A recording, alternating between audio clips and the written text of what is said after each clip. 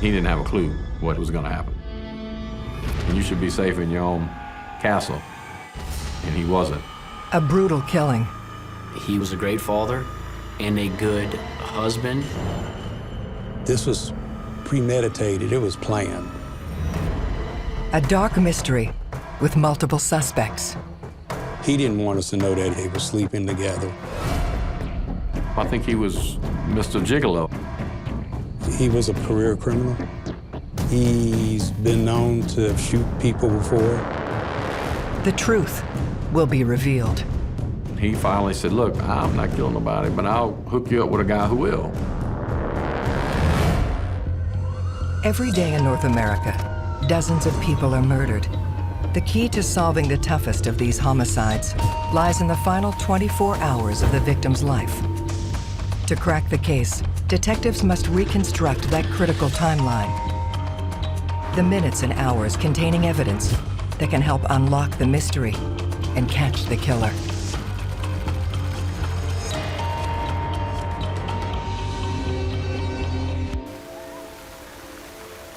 It's a searing summer day in Addis, Louisiana. Addis is a growing community. It started off as a very small little town, but has grown. A lot of people that are moving in there with children. But residents of this usually quiet town are in for a horrific shock.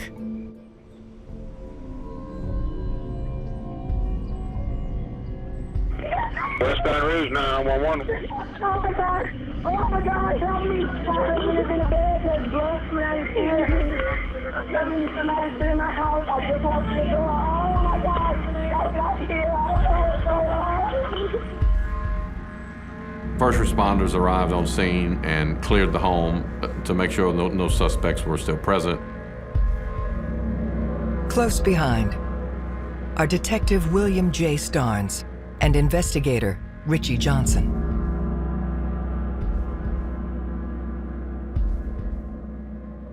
As we made our way to the bedroom, that's when we made our first contact with Monique Kits. Monique was screaming, and we tried to talk to her, but she was not very audible when she answered us back. In the bed is Monique's husband, Cory Kits. We could tell something major happened because of the blood.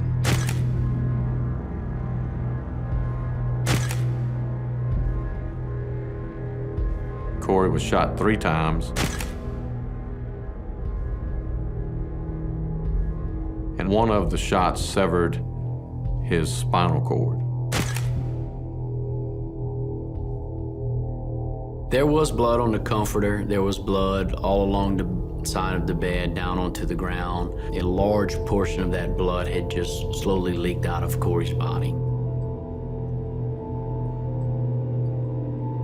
He was found laying on his back in the bed as if he had been shot while he was sleeping, with the appearance of no struggle whatsoever. Cory's wife, Monique, along with their daughter Dory and son Cory Kits Jr., are removed from the scene. Cory Kits Jr., he was traumatized where he just didn't even acknowledge anything. Dory, I think she was kind of fighting with the thought of, is he dead or is this something that's not really happening?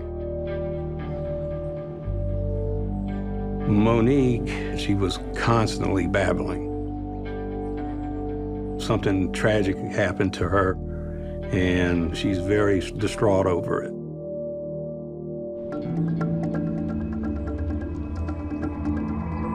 We interviewed her. She said, I didn't really have any enemies. By all accounts, Cory Kits was a likable guy. The neighbors liked him. His family liked him. His in-laws liked him. He was a great father, good worker, good provider. The people that he dealt with, they said if he needed money and he had it, he would give it to you. Everybody loved him. He would literally give you the shirt off his back to help you out. It was just strange. We don't commonly see someone killed in their home in their sleep. That's just not normal for our area. They examine the house, looking for clues as to the identity of the killer. The door was unlocked when officers arrived. So there was no way that someone forced their way into the home to commit this homicide. That we knew for sure. It didn't look like a burglary. Normally, you'd find drawers open, you'd find things tossed around. Laptops, computers, the whole house would have been in a disarray, and there'd have been a lot of stuff stolen. Basically, everything was still in the house. There was some broken glass. It was a vase that was knocked over. I believe the things that were broken was as the intruder was exiting in a hurry. So, no forced entry, the closeness of the gunshot. Those are all really personal things.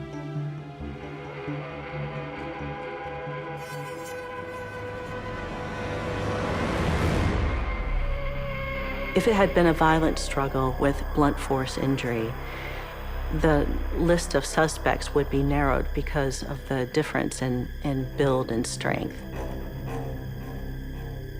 But that this is murder committed by handgun means that anybody is capable of having committed this crime.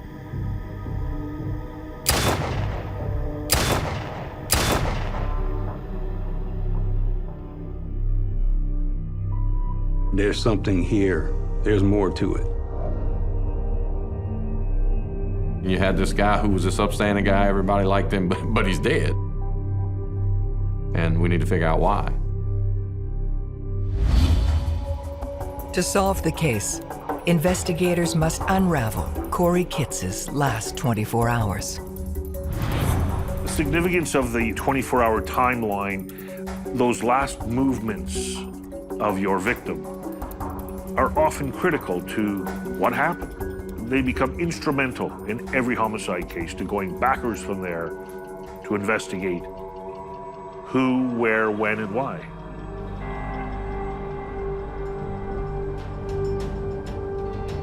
We knew that Cory Kits had been working that evening. He worked the night shift. He came home from work from the plant that morning, early 5-ish, 5:15 in the morning.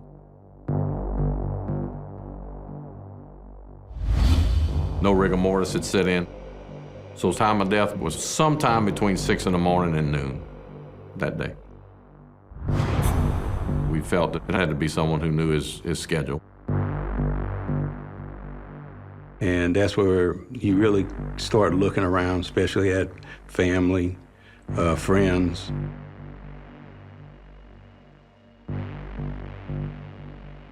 Whenever there's a domestic homicide, whether that be a husband, a wife, you start with the partner first. You don't call Monique a suspect just because she lived in the house, but you have to include her or exclude her.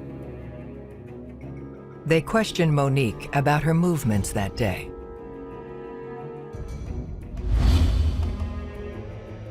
Monique accompanied Cory's sister, Connells, for a walk at the track at like 6 in the morning. And Connell Stewart informed us that she had walked with Monique Kits that morning. After her walk, Monique came home, talked with Cory for a few minutes, took a shower, got dressed. He was still watching television at the time when she left. Then she said she went to her daycare down in Plaquemine. And when we looked at the neighborhood video, you see the vehicle going out toward the highway, and turning in the direction of Plaquemine.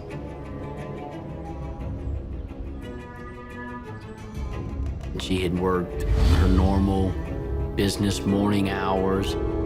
We confirmed with video that she did go to a local laundromat and was just coming home with the two kids for lunch on Friday.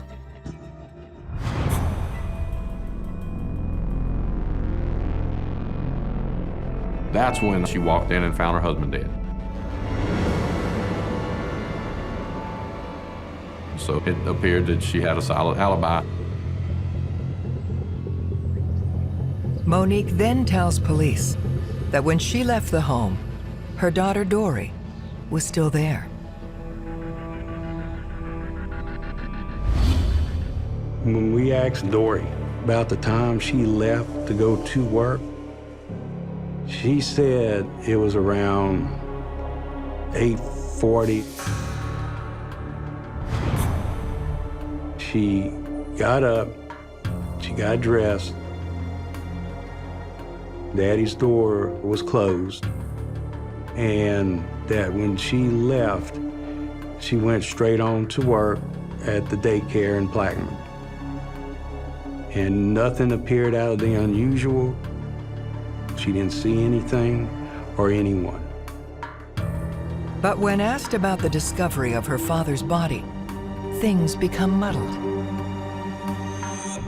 Some of the answers she gave didn't add up to the ones that Monique would give. And this included about the door. When they got there, her statement was she went to the door and opened it. And when you look at Monique's account, it was she opened the door and that the other two followed. So we had kind of a different scenarios given.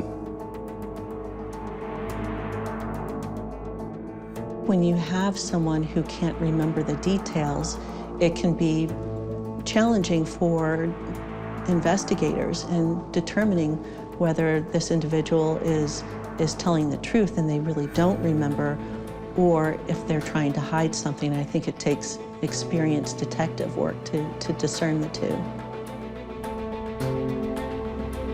We tried to polygraph Dory, but she refused. She wasn't very cooperative. That heightened my suspicions because if you don't have anything to hide, it's pretty indicative of some type of knowledge or guilt. Detectives scour the neighborhood surveillance video, looking to prove or disprove Dory's account. It did show her leaving the residence at about the time she said she had left.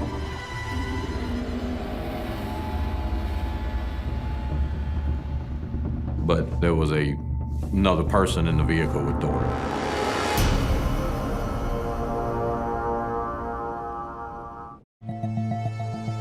Detectives questioned Dory Kits about the mystery man she was with on the morning of her father's murder.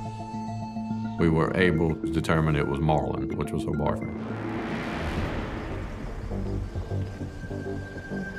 Once the police find out that the boyfriend was in the house the day of the murder, he's automatically a suspect.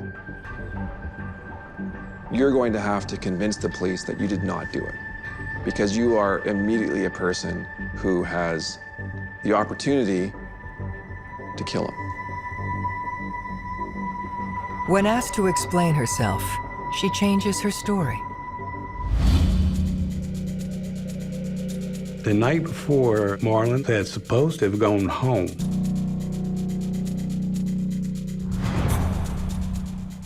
But Dory actually told us that Marlon had spent the night with her. Why would you lie about having your boyfriend at your house? You might lie to your parents, but why would you lie to the cops? So that was the first indication to me that, maybe we got the suspects right here. She said Cory did not like Marlon being upstairs in the house when he didn't know he was there. Cory had made the statement, if he ever caught the person being with his daughter in not the proper manner, that he would do something. But Dory is adamant that the two of them left the house that morning without incident. She said she came down the stairs. She kept Marlon to stay up there in case her daddy was awake, and if that door was open, she didn't want him seeing Marlon there, because then there would have been trouble. According to her, the door was closed. She motioned for Marlon to come down and got in the car, left, and she took him to his job and then continued on to her job. The only way to confirm this is to speak to Marlon. I think there's a certain tension always between a father and the boyfriend of the daughter. That there is a lack of trust. If they don't like each other, that dislike can lead to hate in some circumstances, and that could lead to one of them wanting the other one dead. Marlon had told me that he was at home the morning of the murder, that he had an uncle who drove him to his workplace. He told me, he said, I went there, I worked, I didn't see Dory until when we heard about the homicide. Marlon's denial directly contradicts Dory's version of events. So that kind of raised suspicions about him. But we're being careful, of course, at the time that we're talking to him, because he's a suspect. Is he feeding us bullshit? They convince Marlon to do a polygraph. There's a reason why polygraph is used in my experience. It is to send messages to the person that you're having interviewed. You don't believe them. Why would you ask me to take a polygraph otherwise? They would ask him questions like, did you murder Cory Kits?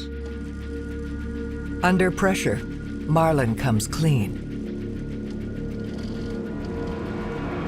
Marlon just basically admitted he spent the night there, but he didn't know anything about the death. And he passed it, a perfect polygraph where he he was telling the truth.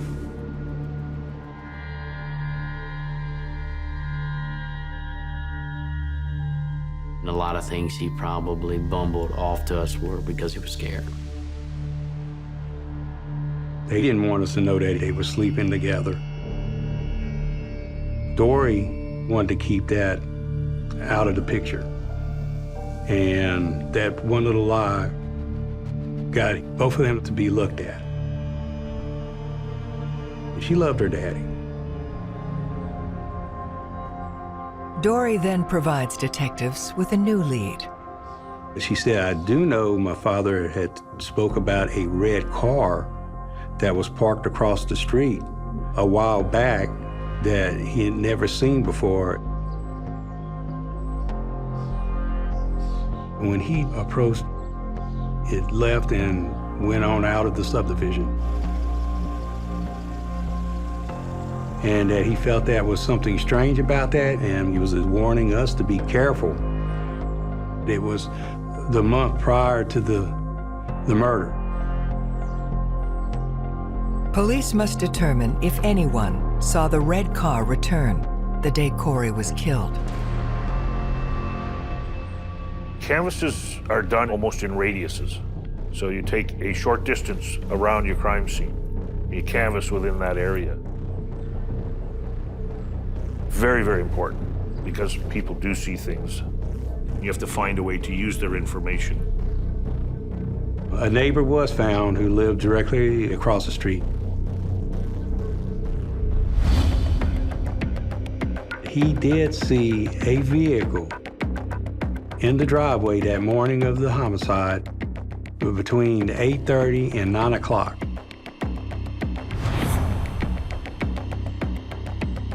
But it appeared to be a silver SUV, not a red car. He said, I was in and out of the house, loading up my vehicle, getting ready to go to work. He said, by the time I did leave, the car was gone. He said, so never paid much more mind to it. It got my vehicle and left for work. There should have been no vehicle parked in the driveway that morning that didn't belong to a Kits family member. I mean, everyone's away at work, and Mr. Kits is in his bed sleeping. No one should have been in the driveway. We believe whoever was in that vehicle had likely committed the murder.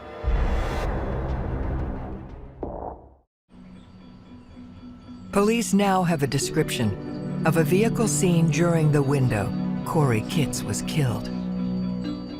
We had this gentleman talking about a silver SUV. So people are filling in the gap. Why was the car there? Knowing the behavior of the victim, especially any patterns, becomes very helpful. To determine if Cory was expecting someone at the house that morning, they pull his phone records.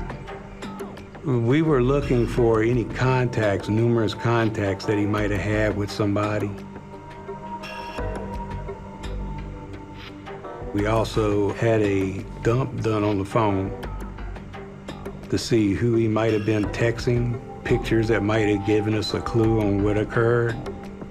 We found some text messages that were quite revealing. The messages suggest Cory was involved in several affairs. We learned that Cory had a pretty extensive extracurricular love life, so he was a man about town, for lack of a better term. It's something you need to look at. It's outside the norm of someone's lifestyle to have these affairs, especially long-term, multiple affairs. Jealousy is a legitimate motive for murder that clouds the thinking of the individuals involved. Let's say it's just easy to kill someone, get them out of the way so we can carry on our relationship. It's a crime of passion.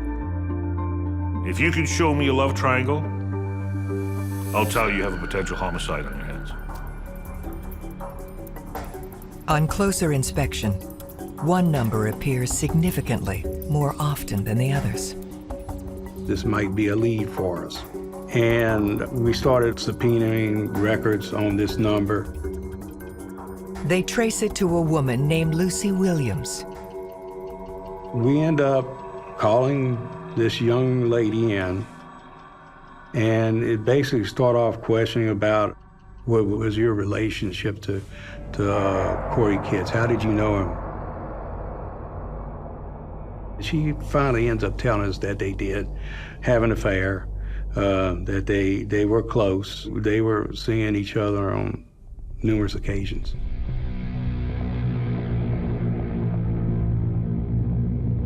She could have found out about one of the other mistresses. Could have probably gotten mad.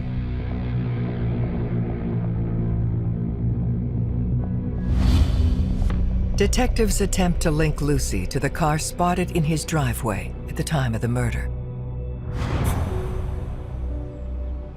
Her vehicle was certainly background checked, but it didn't fit the silver SUV. We never had her around that area around the time of the murder. And we found no motive from her whatsoever. This woman loved him. You could tell in her emotions, she really loved him. She got to a point where she knew that it was never going to be, so they end up becoming what you would consider best of friends. It hurt her when she found out that he was murdered. She had nothing to do with it. So that was another door closed. But the discovery of infidelity turns attention back to Cory's wife, Monique. Wife finding out that her husband was doing something that actually just drove her to the point where she couldn't take it no more. That would be reason for murder. Detectives must determine if she's more than just a grieving widow. Investigating families are difficult. You have to ask a lot of questions, and you have to realize at the same time you're dealing with the victims, potentially. And one of them could be the killer.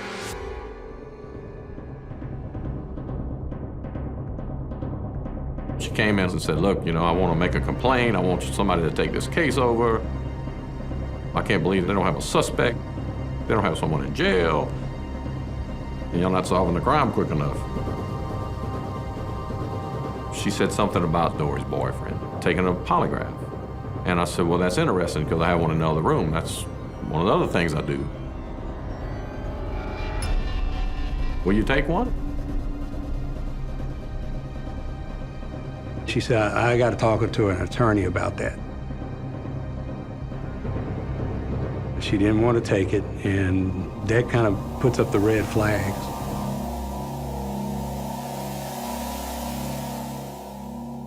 Normally, if you're innocent, you're going to say, oh, yeah, gee, I want to prove my innocence here. But she refused to do it.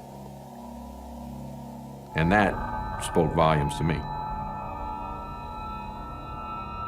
They look deeper into the dynamics of Cory and Monique's relationship. She didn't pay the bills. It was always Cory that had to catch the bills. Any of the school's bills, he had to get in there and do it himself. She was more of a spender. She's broke. Living the dream on the outside, and there's no money. They discover something even more inflammatory. Cory Kits did in fact have a death policy. Monique Kits was a beneficiary of that policy. We also learned that the death policy would be paid even in the event he was murdered. We spoke with the insurance company out of New York. They had claimed that 5 days after Cory Kits' homicide, that a Monique Kits was calling, trying to get the claim on that. Best way I could describe it, you saw the smoke, and you knew there was a fire, and that sooner or later, the flames were going to break.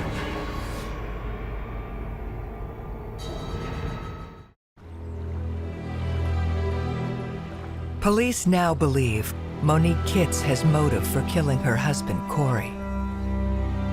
I absolutely believe that she was involved. But she had an alibi that we couldn't ignore. You could probably exclude her as the person who did the actual killing, but not as being involved, because she could have hired someone.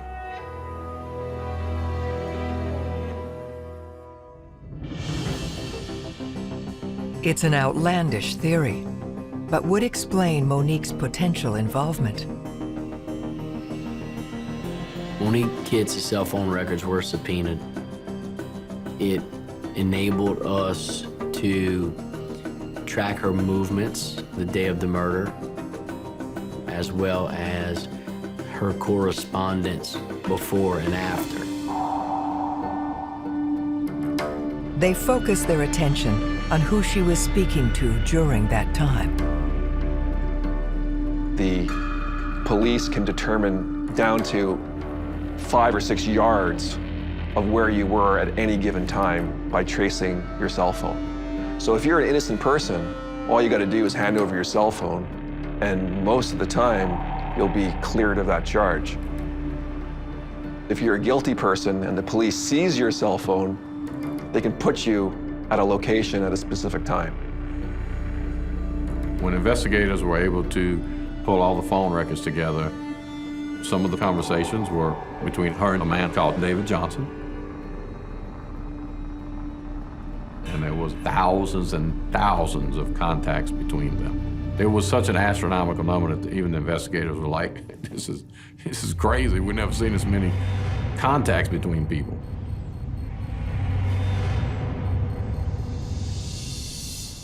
David Johnson was the milkman for her child care business in Plaquemine. We learned they began seeing each other and having an affair.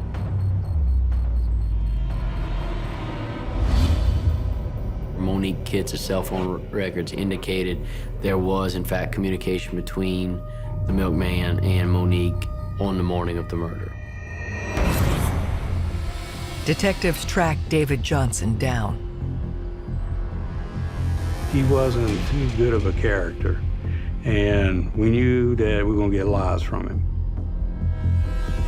He tried to distance himself from Monique. And I asked, why were you constantly calling her? He said, because basically I'm a friend of hers, and I'm just checking to see how she's doing. We also asked, do you know who did, or did you see who killed, or did you in any way participate in the death of Cory Kits? He said, I didn't kill him. I don't know what the hell's going on here. He provides police with an alibi. David was on his milk delivery route, and we were able to confirm through his cell phone that he was actually on those routes during the time of the murder. So he was excluded as a shooter. But in the phone analysis, there was some three-way communications between David Johnson, Monique, and another person, Carl Howard. Some of those three-way calls also came on the morning of Cory's murder. David Johnson was friends with Carl Howard from some years back, and he introduced Monique and Carl. So we sent detectives up to Atlanta, Georgia, where Carl Howard was now living, to do an interview. And one of the things that they observed was that he had a red vehicle. They remembered a red car reported by Cory outside of his home before the murder. Detectives question Carl on his whereabouts the day Cory is actually killed. During the interview with Carl, he told detectives that he was in Baton Rouge with his sister-in-law, and he was attending a birthday party for his niece.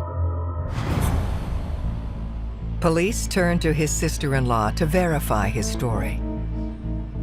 She says, I do not lie for anyone. She said, no, he was not with me. So that kind of blew that little scenario out of the water. We tracked Carl Howard's cell phone records. They showed that he was, in fact, in Addis, Louisiana, on the day that Cory Kits alleged to have seen a suspicious red car out front of his house.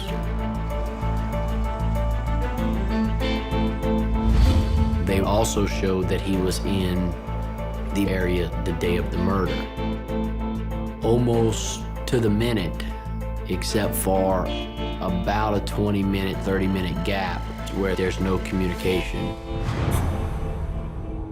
This gap of time where his phone is turned off is directly within the time frame of Cory's murder.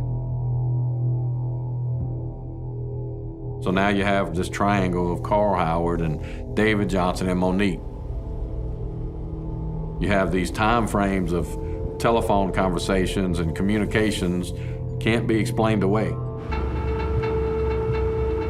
As they continue to dig into the cell phone records, they make a disturbing connection. Calls made from Howard's phone to that of a violent criminal. Cory Knox was that number that just showed up out of nowhere and was constantly contacting Carl Howard.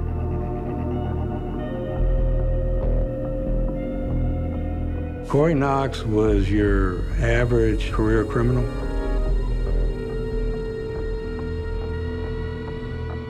He's been known to shoot people before. He ran with local gangster and had a pretty extensive record himself. With an alleged history of gun violence, police must determine how Knox fits into this crime. His mother had a vehicle that matched the vehicle that was seen that morning. It was a silver SUV. And it was just like, oh God, we got a piece of the puzzle in. At that point, we couldn't say he was a shooter, but he was involved. So now we think we have all the proper puzzle parts, and now we need to put those pieces together.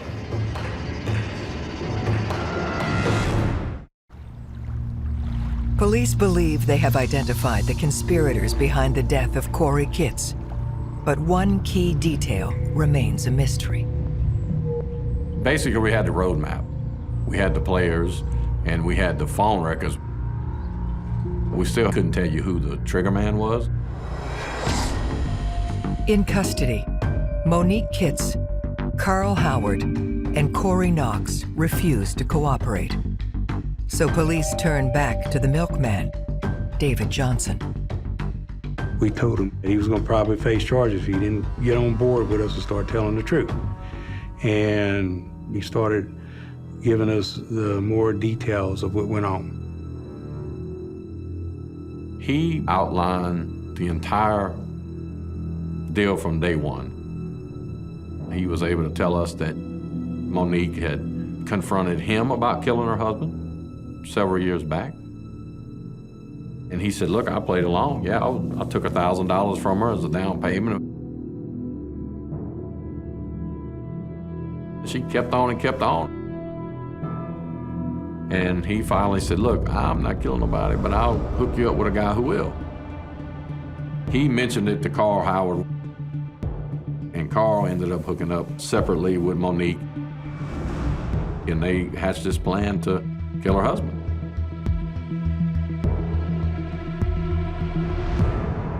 He said there was a down payment of $4,000.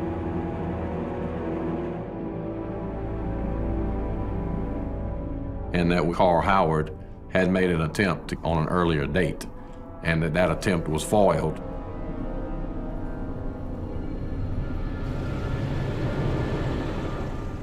But he said she was hell-bent to have her husband killed.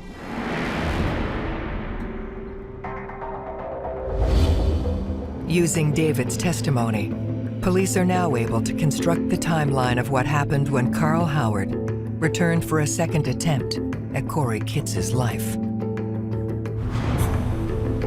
So the morning of the murder, Carl Howard told Cory Knox that his vehicle wasn't running right and he needed a ride over to Addis.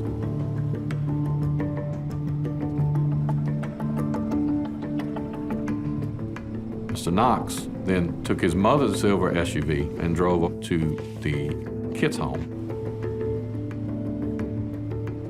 Cory came home after a long night's work and went to bed. When Dory and Marlon was leaving, Carl Howard and Cory Knox were in the vicinity.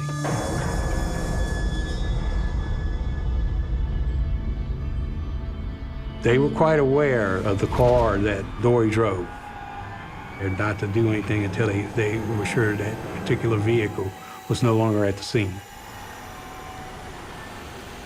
They parked in the driveway, which coincides with what the neighbor said he saw. Carl Howard went up to the house, went in,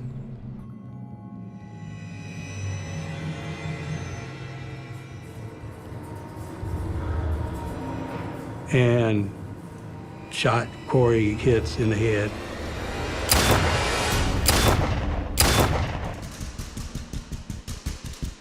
He came back out, got in the car, and they drove off. Then Monique completed her scenario by having her children with her and putting on an act, crying, being distraught.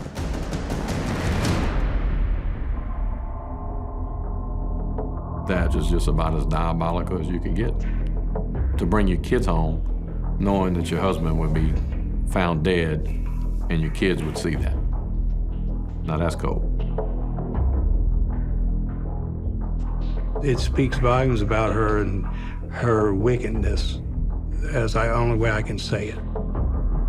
There are some very evil people in this world.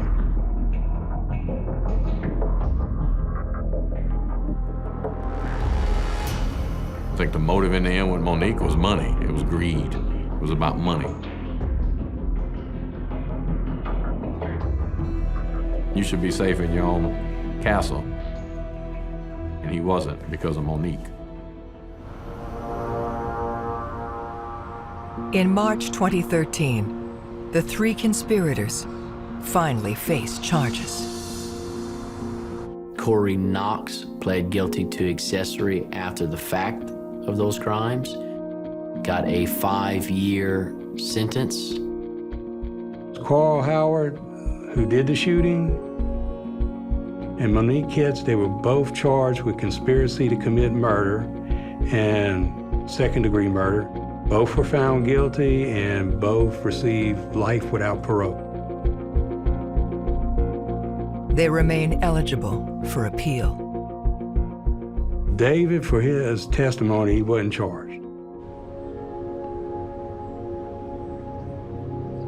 It was like a big weight lifted off your shoulder. I think the thing that really got to me was the family, Cory Kits' mother, father, his sisters, all the family that was there. We were standing by them. It's hard to put into words when you could see in their eyes and their expressions that justice had come. I'll never forget, his mother, she said, "You told me you weren't going to quit," and she said, "I knew you weren't." When you have someone tell you something like that, it got to you. It was a dark cloud lifted off of them.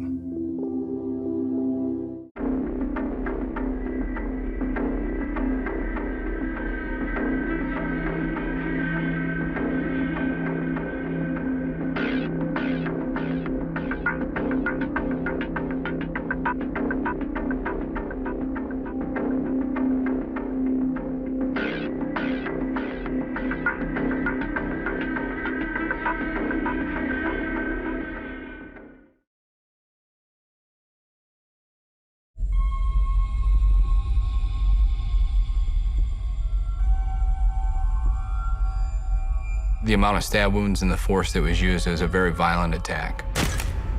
A brutal killing. She didn't deserve this. She was totally innocent. A dark mystery with multiple suspects. She had come into a lump sum of money not too long before her murder. He seemed to have been communicating with a number of other women. This guy is a cold-blooded sociopath. I've never had any suspect be able to give me the chills like he did.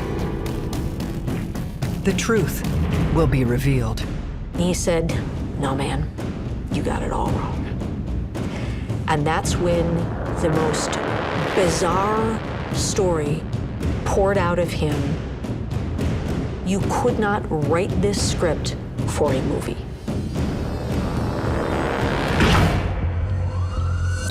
Every day in North America, dozens of people are murdered. The key to solving the toughest of these homicides lies in the final 24 hours of the victim's life. To crack the case, detectives must reconstruct that critical timeline. The minutes and hours containing evidence that can help unlock the mystery and catch the killer.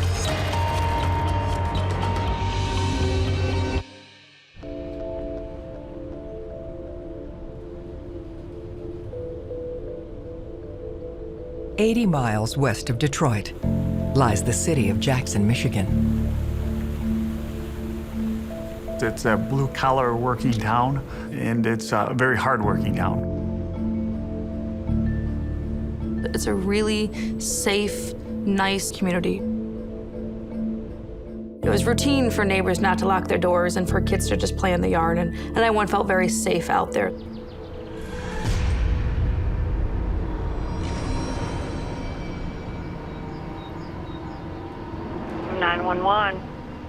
I need somebody outside my house right now.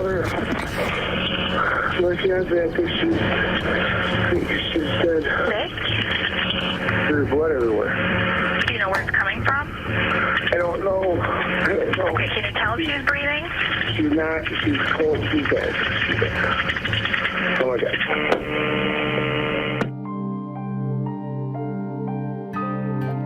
The victim is identified as 28-year-old Francis Craig. I was out mowing the lawn, and my wife was in the house. And she came out screaming with the phone in her hand. She couldn't talk. I went into like a shock. Frances was exceptionally good mom. She was independent. She wanted to do everything herself. She was pulling 2 jobs and taking care of her children. She was going to school, and she was about a month away from getting her associate's degree in marketing when this happened. Frances was going to get married in the fall of 2014. She was living with her fiancé, Eric Wolf, who had a child of his own, soon to be her stepdaughter.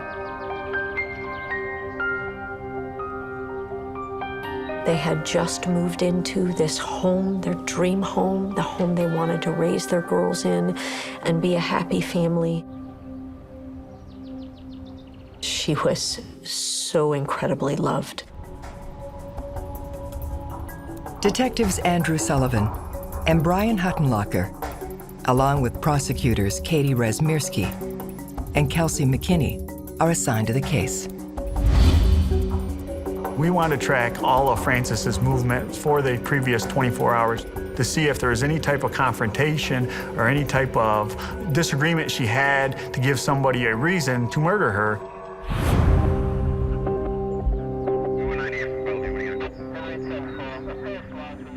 When I arrived on scene, they pointed me in the direction of Eric Wolf, who was the fiancé of the victim and also the 911 caller.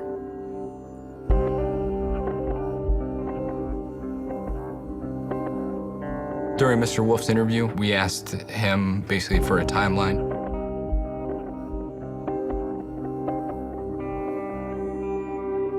Mr. Wolf informed us that he worked an overnight shift at a local factory. He said he had been at work that evening from 6 p.m. till 6 in the morning. Stated he had found her not breathing, unresponsive, and indicated to dispatch that she was deceased. When I entered the master bedroom where Francis Craig was located, the first thing that caught my eye was the bed was askew from the wall.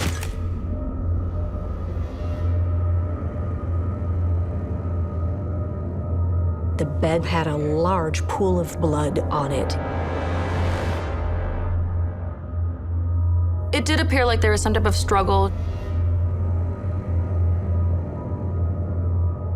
We did observe zip ties on the victim's left wrist.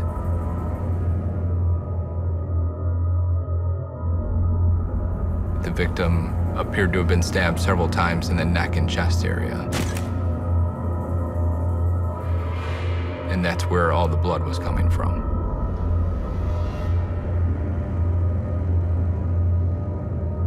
The way that she was killed was a brutal, seemingly very angry stabbing.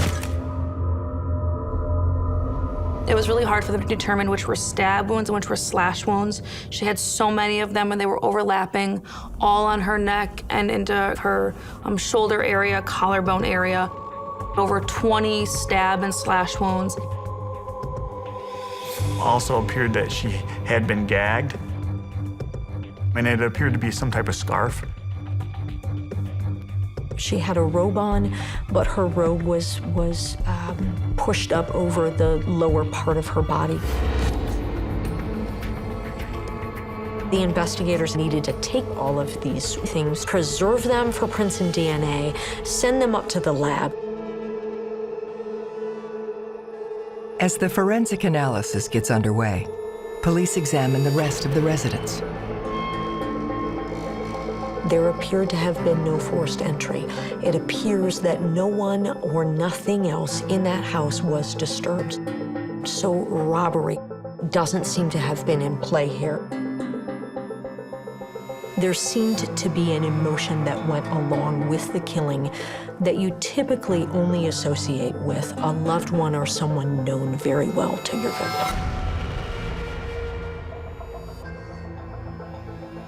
It was something that was up close and personal. This warrants a more detailed examination of her fiancé's story. Eric stated that he left work shortly after 6. He stopped at a local fast food restaurant and then continued on home.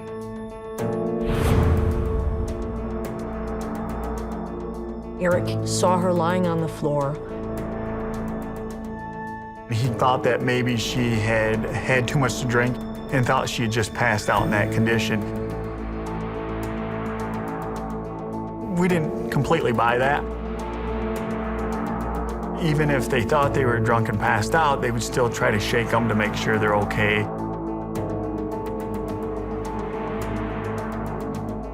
But he made a decision to just close the door and walk away from that scene.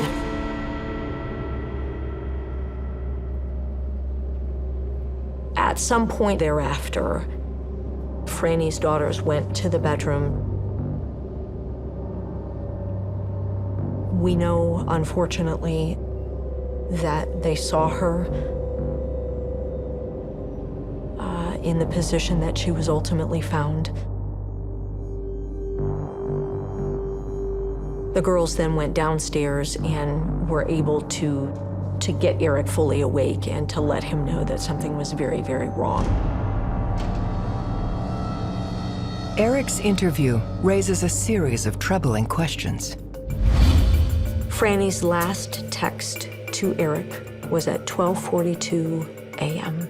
Something about the children and not being in bed.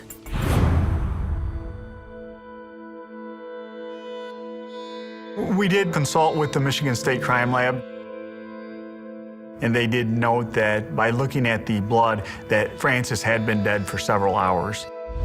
So we know it happened sometime after midnight, but before he had said he'd first located her shortly after 6 in the morning.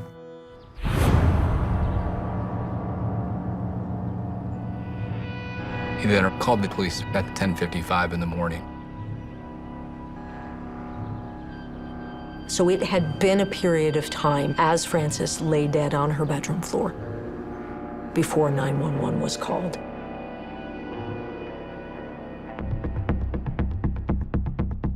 Police bring Eric into the station for further questions. He wasn't super emotional, as in when somebody loses a close one. So we took that as kind of a clue. A lot of things that Eric said didn't add up to us. At some point in the interview, he makes a statement asking if she might have committed suicide. That was the question. That didn't make any sense either. She was a happy, hardworking, on the cusp of great things kind of a gal, about to graduate, about to be married, had 3 young kids. So he gave lots of contradictory statements.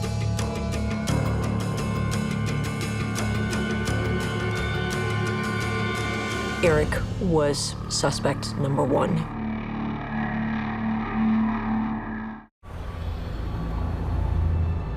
Confusing statements to police have made Frances Craig's fiancé, Eric Wolf, the first suspect in her murder. He adamantly denied he had anything to do with it, and so the investigators were still trying to find anything to really link him to the crime. Detectives examine the couple's relationship. It appeared that both Frances and Eric had a lot of stress going on at this time.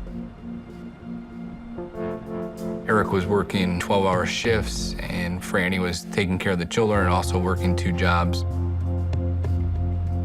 We did learn of a couple incidents where other people had heard Frances and Eric arguing. Family members had seen them get in a pretty heated argument about how to discipline or raise one of the children. Eric, he always knew the answer. You didn't know anything. You know, and it didn't seem like you respected women. They might have just been at wit's end with each other and very stressed out about the upcoming wedding. One of them could have been having second thoughts. They look to their digital lives for more clues. Technology and internet open up a whole new chapter in how investigators investigate crimes. In this case, we got into Eric's iCloud account, we got into Franny's account, we pulled their IP addresses for their home internet to see what searches were done in their home from any devices that were connecting to that IP address. We were able to determine from cell phone records and cell phone devices, Mr. Wolf actually had been communicating with some other females outside of the relationship. Eric's phone records reveal he spoke with one of the women at 9:08 p.m.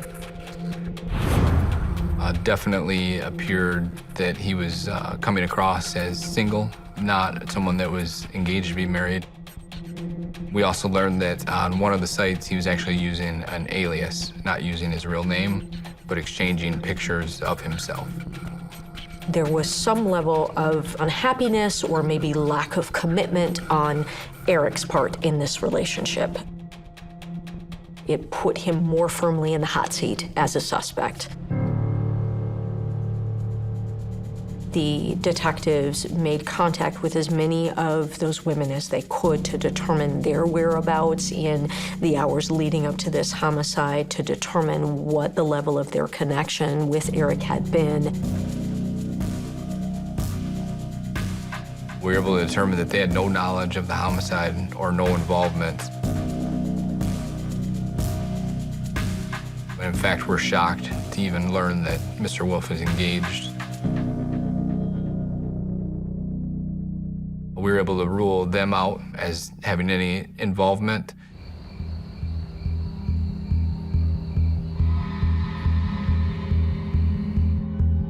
They need to take a detailed look at his alibi. Eric worked the midnight shift. But it's one thing to say I worked that shift. It's another thing to sort of determine, were you in fact at that establishment that entire period of time?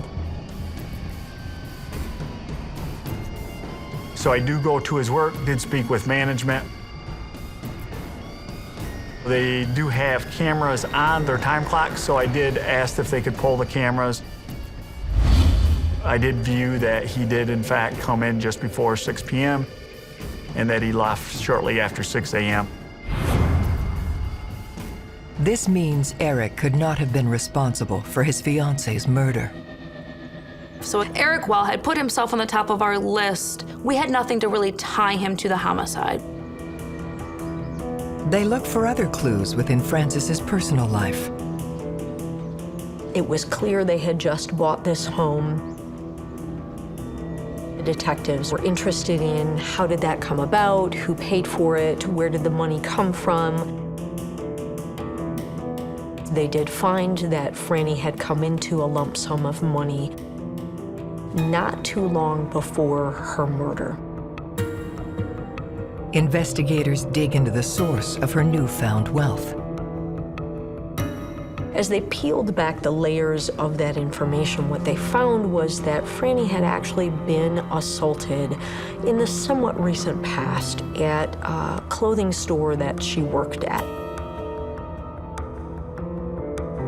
We spoke with family and friends to see what they knew of it. The kids were in there trying to steal stuff. And my daughter kicked them out. And then the mother of the kids started beating on my daughter and another employee that was there. They were just hitting her, knocking her down and hitting her. And, I mean, she had a hard time. She couldn't even go back to that store again. She had post-traumatic shock from it. They were criminally charged in the matter. And she ended up suing and received the large sum of money from this family. Francis's courtroom victory only led to more bad blood. And there were some threats made by one of the suspects. So that certainly perked my interest. They were obviously very angry with her and could have reason to want to harm or kill Francis.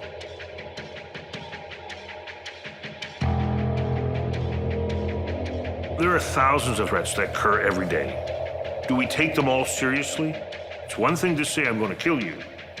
Does the victim actually believe you and feel threatened? Then it becomes a death threat and a criminal offense. She was terrified. I mean, she didn't know what they were going to do. They just went crazy.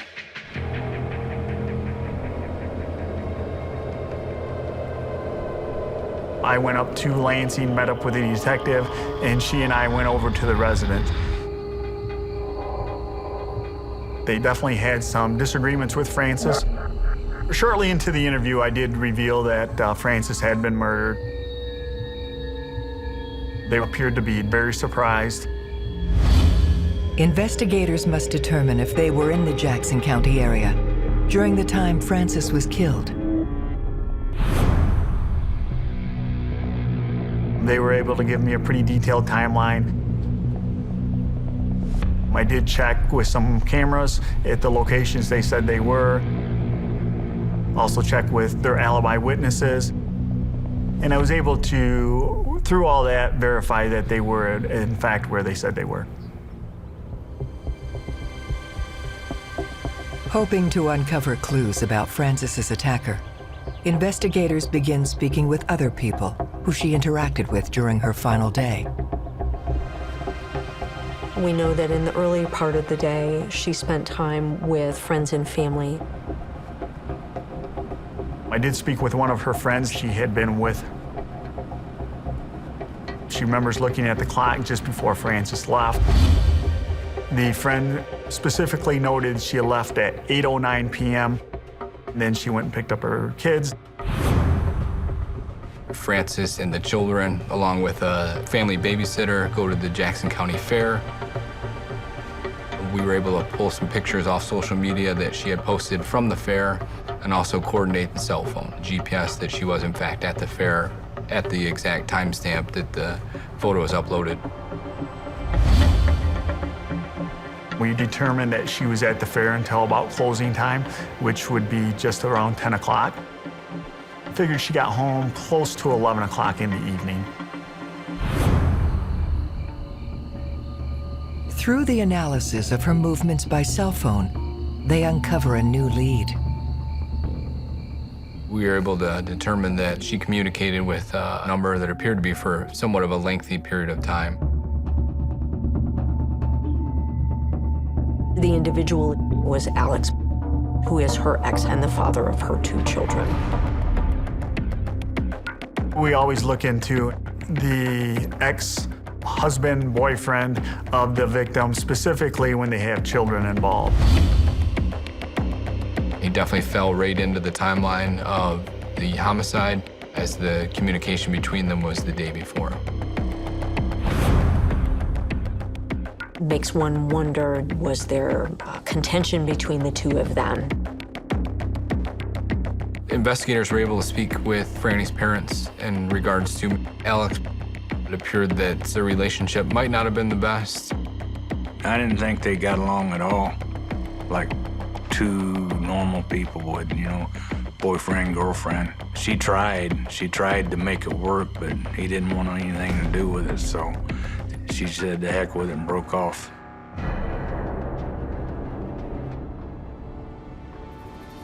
When you're dealing with an ex, that ex has to come up with some very powerful alibi information.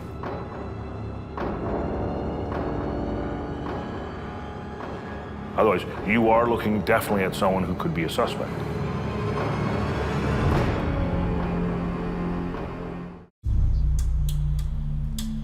The discovery of a rocky past between Frances Craig and her former partner has made him the latest suspect in her murder.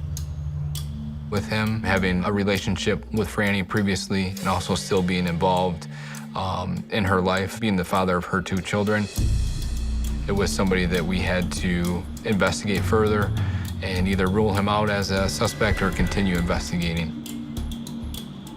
There is a responsibility of any investigator to follow every lead, especially where there's a suspicion the suspect lies within the family circle. Most murder victims know their killers. For Alex, the truth lies in his timeline. He had his cell phone with him that particular day, leading up to the homicide and during the hours of the homicide.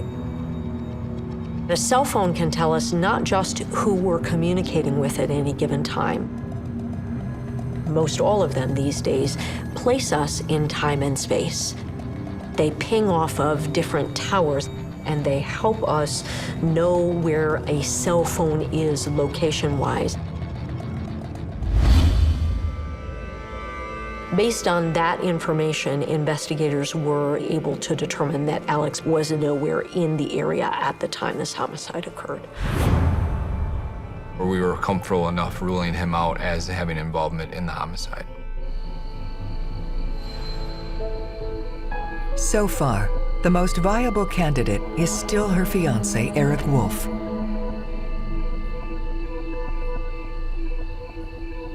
We had the money motive, we had the love motive, we had the outside relationship motive. So we had all these definitely fitting motives. But again, we had no hard evidence to prove those motives. It was wildly frustrating.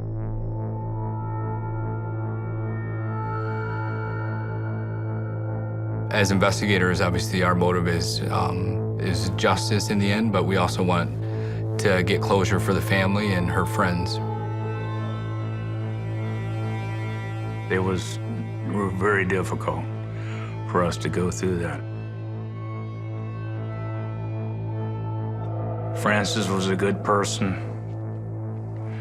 She didn't deserve this. Our relationship was great with the detectives. They told us as much as they could. And I think what made us the maddest is when people would say, well, why aren't you not trying hard enough? The investigators in this case were tireless, literally tireless. There is not a stone that they left unturned. Detectives get word the forensic analysis has finally been completed. I received information from the Michigan State Police Crime Lab that they were able to get a DNA hit on the zip ties that were located on Franny's left wrist. The information I received was that it was a CODIS hit, which means that it was a known offender, and it came back to a Cortez Butler.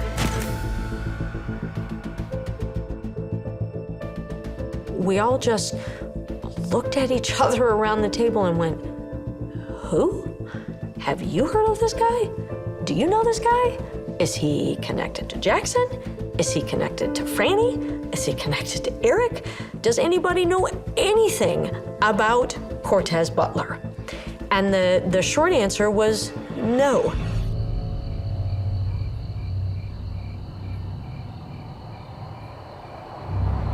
We were advised that Cortez Butler is a hitman.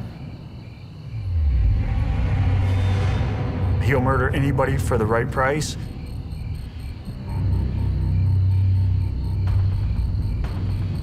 And that he has murdered people throughout the country.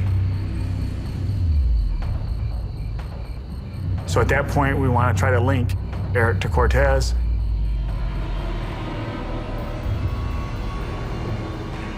Our thought is possibly Eric may have hired him to kill Francis.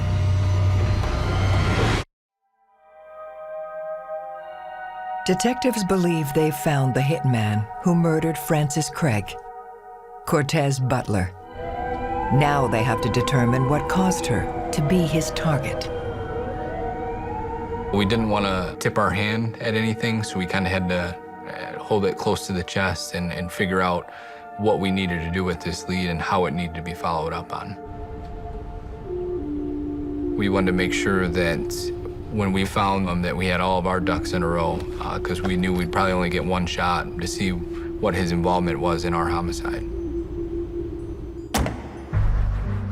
They contacted his parole agent to find out what they could find out about him, and immediately kicked out a search warrant for information, phone records, anything they could get.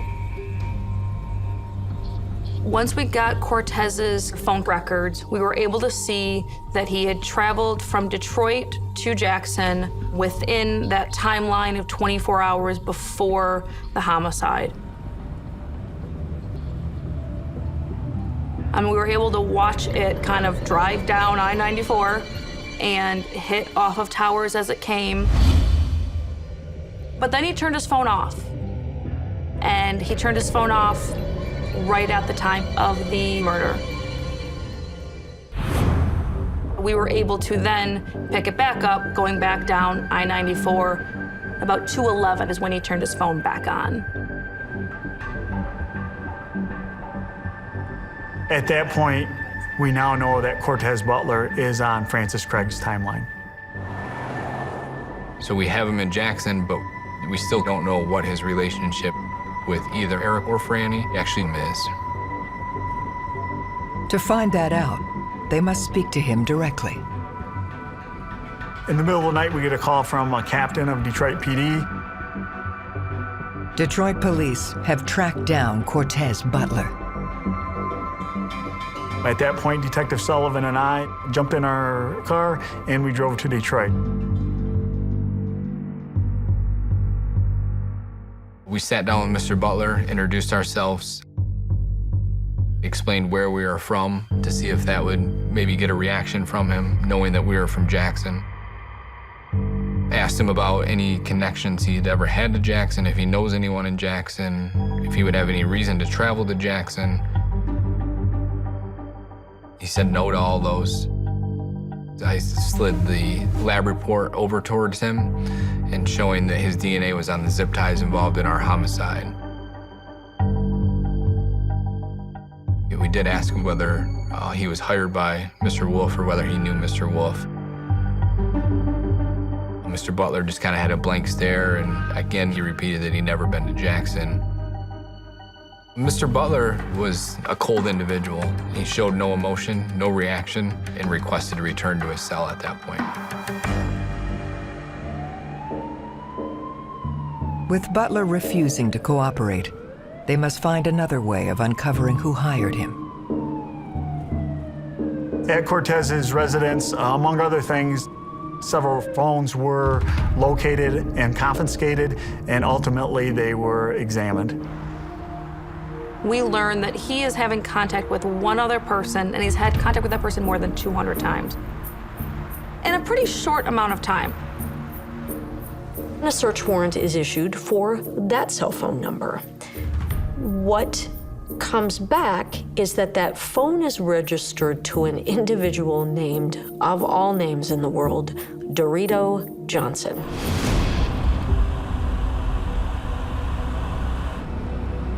We were pretty sure Dorito Johnson was not a real name and that someone had used a street name or a fake name for that phone.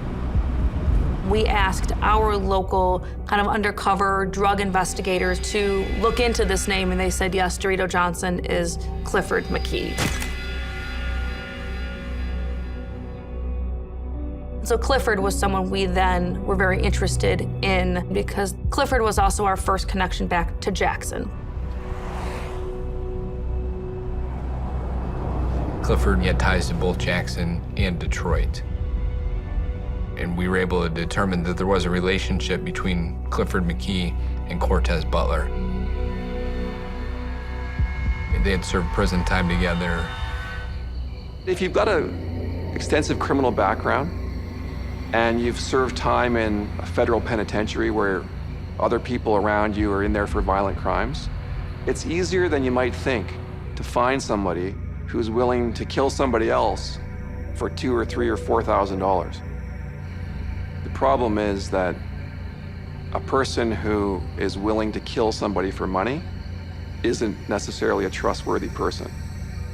You better hope that no trail ever leads back to that hitman, because once that happens, you as the person who hired him are done. Armed with Clifford's name, investigators returned to Cortez Butler. At this point in the investigation, we were not able to connect Mr. Butler or Clifford McKee to Eric Wolf. That's what they needed to do. They said to him, we know you had something to do with it. There's no way around that. Your DNA is on the zip tie. You can't get past that. We think you're the guy who carried it out, but we don't think you're the guy who wanted it carried out because you don't have any connection to this. And so they said, we need your help. We have a little kid who's in danger of going back to a guy we think hired you to kill Franny. And he said, no, man, you got it all wrong. And that's when the most unexpected, unanticipated, bizarre story poured out of him that you could ever possibly imagine. You could not write this script for a movie.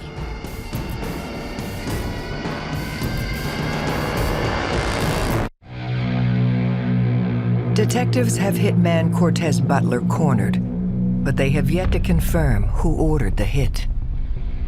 Butler started to fill us in on the whole sequence of events and who the players were in this homicide. Mr. Butler told us that he was contacted by Clifford McKee, that he knew from prison, stating that his nephew Rodney was in trouble in Jackson and was facing a very serious charge based on the arson that he committed.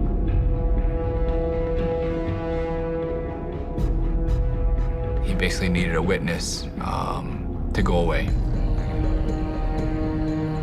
Ryan Marshall was the eyewitness to Rodney McKee's arson case. Ryan Marshall was the key to Rodney McKee going to prison.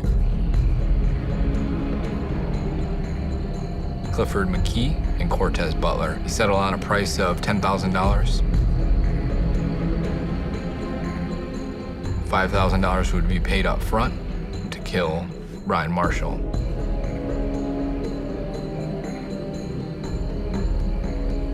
As the investigators got this story from Cortez, this confession firsthand, Detective Sullivan was almost bouncing out of his chair.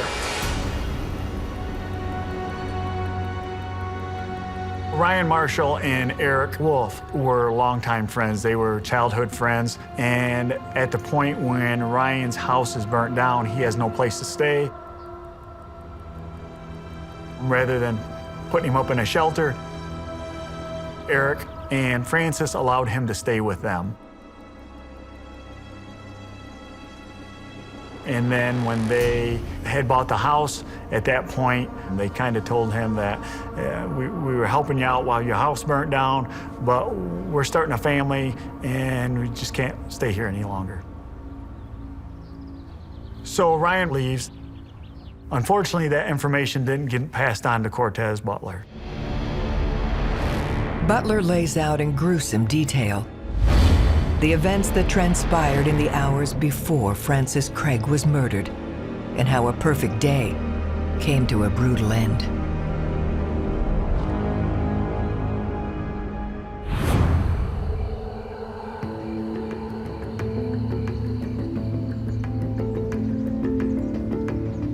The 24 hours leading up to Francis's murder seemed as normal and idyllic as they could possibly have been.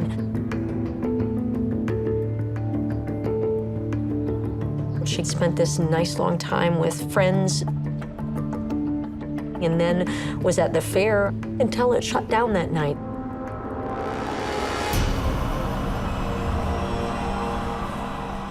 Cortez comes over from Detroit to Jackson. His phones are hitting off of all the towers down I-94.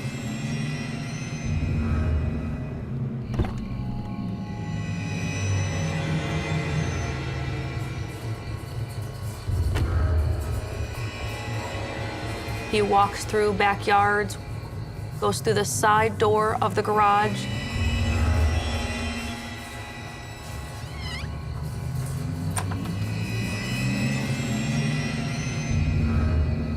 Cortez Butler talks about looking at the time on the microwave in the kitchen at 1:42 a.m.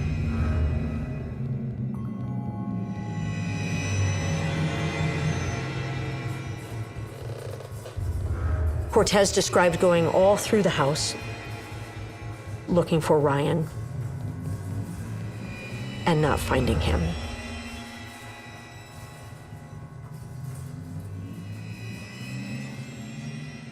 But finding Franny in her bed. He describes gagging her and binding her wrists with the zip ties and asking her about Ryan, but she kept trying to look at him. And so, in his words, he had to take her out. Stabs her repeatedly, kills her, drags her off the bed.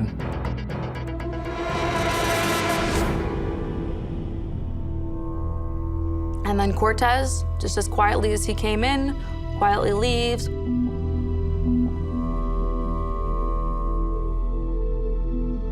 He described it so factually and so unemotionally that it appeared to not affect him at all.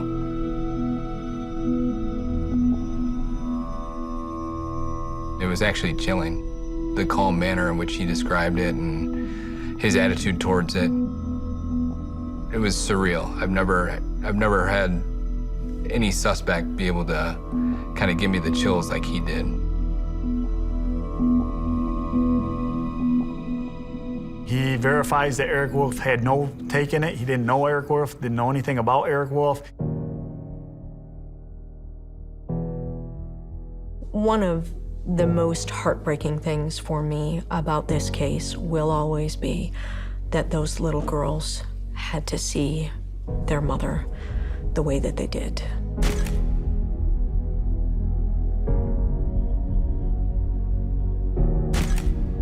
It's a tragedy. Sorry. Franny gets me, man.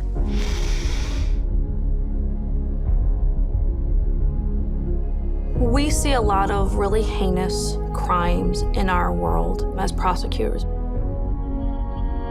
But very rarely do you have a victim who was engaged in zero risky behavior. I mean, Franny was doing nothing wrong, but at home, in her bed, taking care of those 3 little girls. And that because of 3 evil, heinous men, she had to lose her life. She's the definition of collateral damage. On October 7th, 2015, Cortez Butler is charged with first-degree murder. Clifford McKee and Rodney McKee are also charged with soliciting murder and first-degree murder. When we went to court, we didn't miss a minute of it. This involves my daughter. She would do it for me. It was a hard process, but at the end, the jury got it right. They all received life sentences without the chance of parole. Their convictions are currently under appeal. Cortez Butler, he's got a special place in hell when he finally does die. I guarantee you that. This guy is a cold-blooded sociopath. He's just a good kid. I mean, couldn't ask for better. The detectives did a fantastic job. And all my thanks would go to them for at least giving us that peace of mind that these guys are behind bars the rest of their life.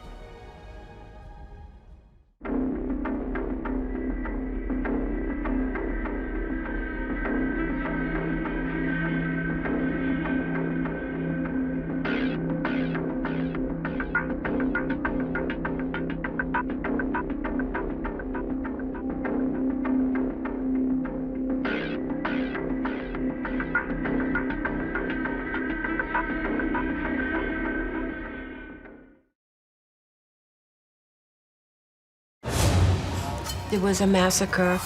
The type of person that created this murder is a devil. Newlyweds brutally gunned down. This is something very personal. A lot of rounds were fired at them. A world of unexpected suspects and secret deals. Did this family feud that they have rise to the level of a sister killing her brother? The life insurance policy was for $1 million. If something happened to one, the other would be paid. You have somebody involved with an outlaw biker gang. Perhaps they owed money to this gang, and the killing was retribution. The truth will be revealed. There's the psychopathic undercurrent that was driving him, plus entitlement and greed. We have a cocktail of the most volatile motivators. Every day in North America, dozens of people are murdered. The key to solving the toughest of these homicides lies in the final 24 hours of the victim's life. To crack the case, detectives must reconstruct that critical timeline. The minutes and hours containing evidence that can help unlock the mystery and catch the killer.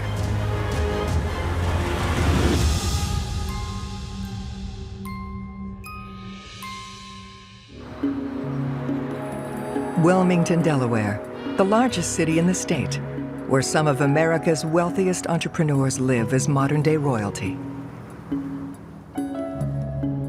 The DuPont Chemical Corporation was founded right on the banks of the river here. And Wilmington became sort of a prosperous little small city. It's still a city with a lot of wealth. And in the suburbs of the city, there's some of the richest people in the world. Wilmington's also on the corridor of I-95, so it's on a pipeline of drugs. So consequently, there's a lot of drug gangs that popped up. Wilmington itself has gotten some negative press. It was recently referred to as Murder Town in a Nationwide article. Wilmington was the third most violent city of its size in the country. But it's really based on 4 small neighborhoods. If you go there at night and you're involved in anything illegal, your life could be in jeopardy. Early one Sunday morning, Wilmington's violence crosses over into an unexpected part of town, the Paladin Club condominiums. Newcastle County 911. I just heard arguing, and the last thing I heard was what the F, and then 3 gunshots. Newcastle County 911. We need help. My neighbor is laying on the ground.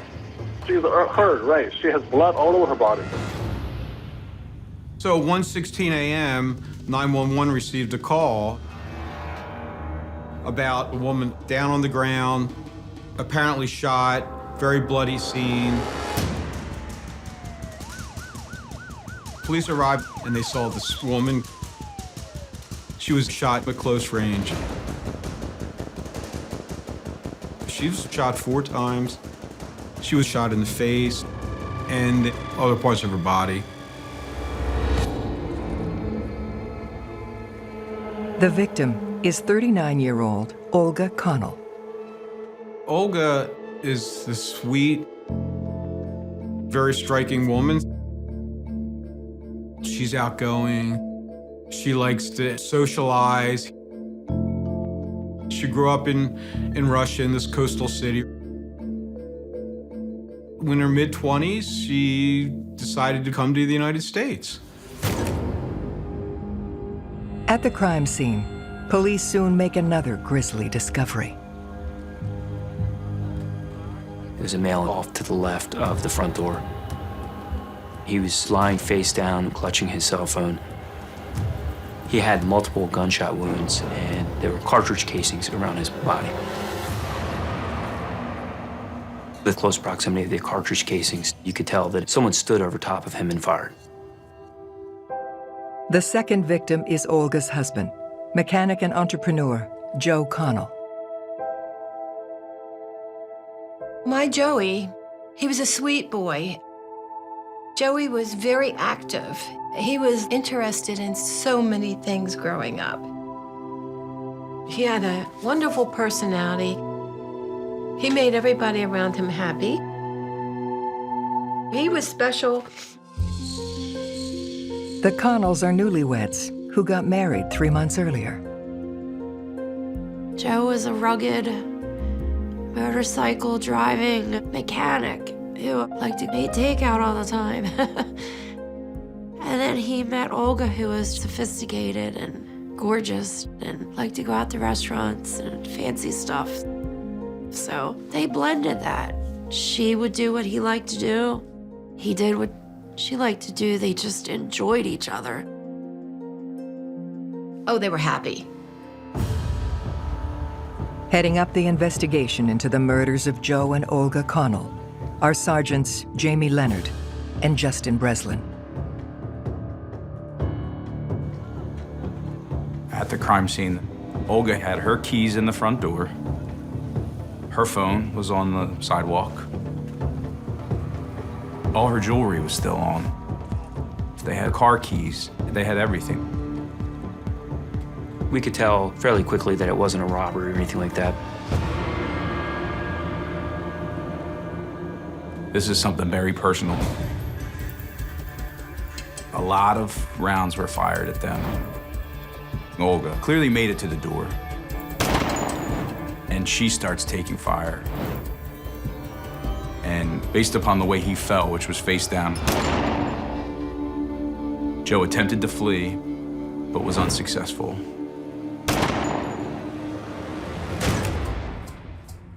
There was 2 different calibers of ammunition. It was 9mm and .22 caliber ammunition. It definitely means 2 different weapons. But whether or not there were 2 shooters remains to be known. This is often the telltale marker of what we call a team killing, which is 2 or more people united in a single act of murder.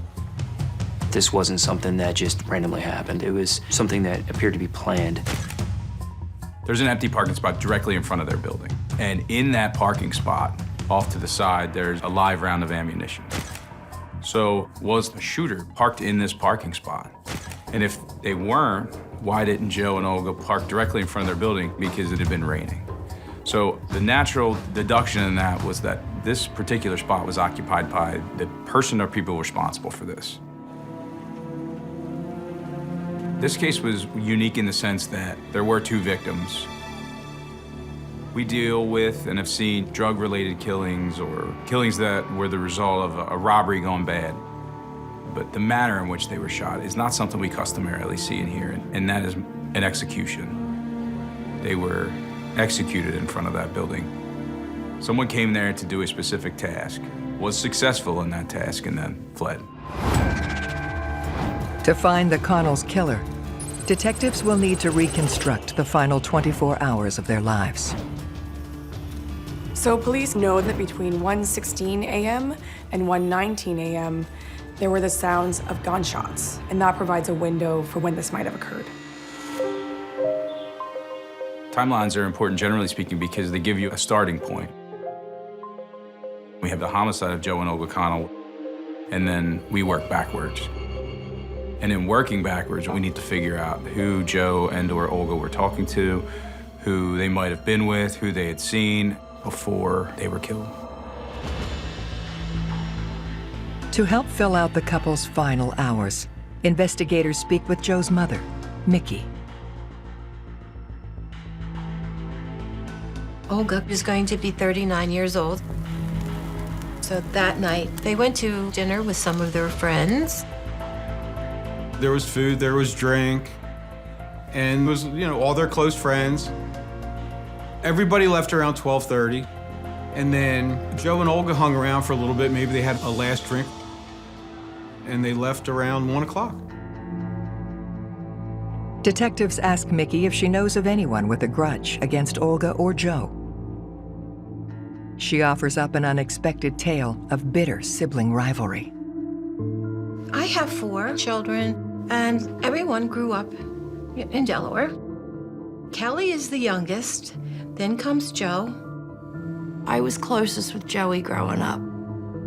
He was a jokester, prankster, did a lot of pranks to me. I grew up always knowing Joey was the favorite. It just is how it was. He got everything he wanted, no matter what it was. And it's always given to him.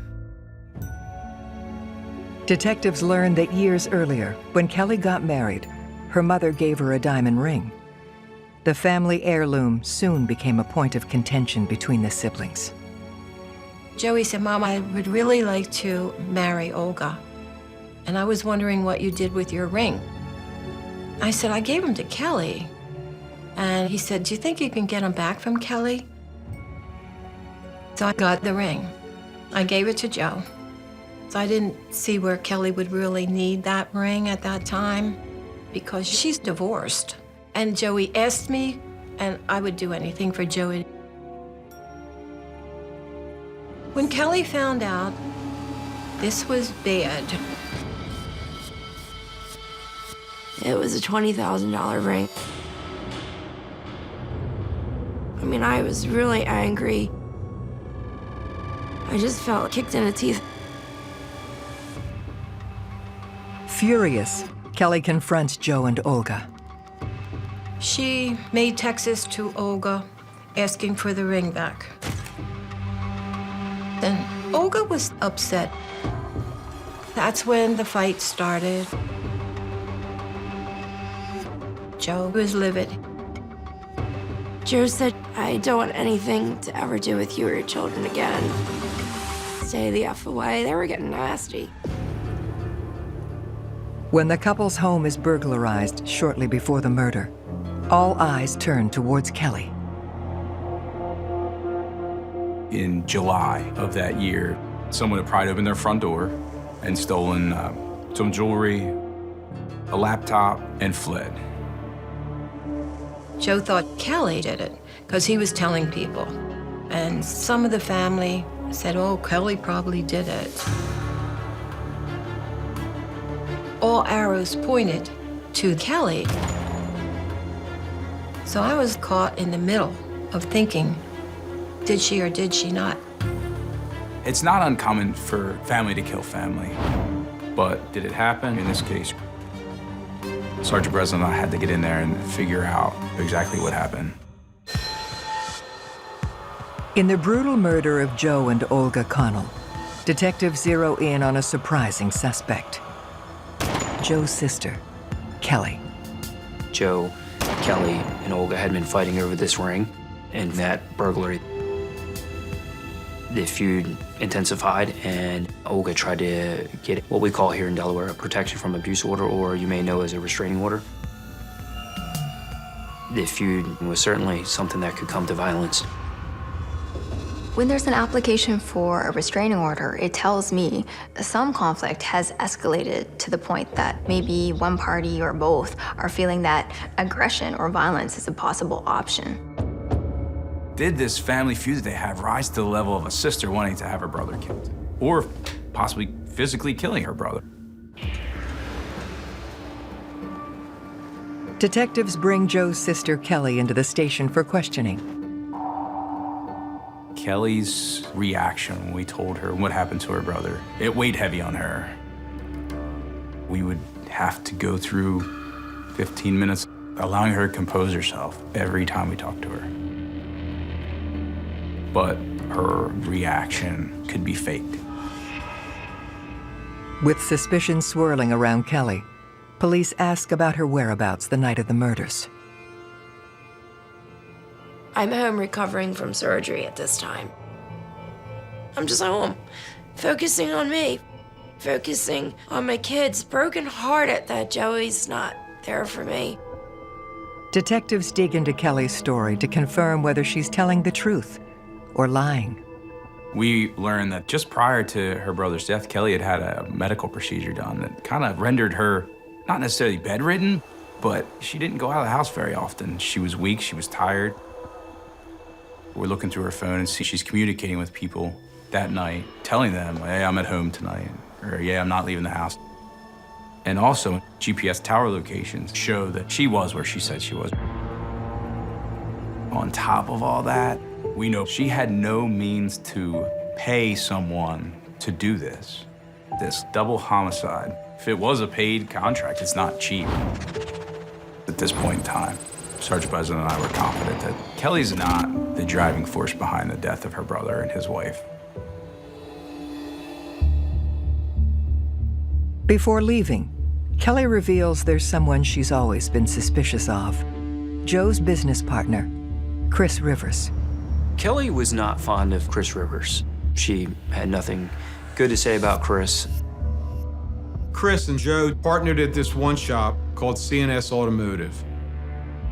Chris bought this old Jiffy Lube, and he converted it into a high-tech auto repair shop, and it was very successful. Joe goes to work at the shop. Joe was a good mechanic, and he's reliable, and Chris asked Joe to be his partner.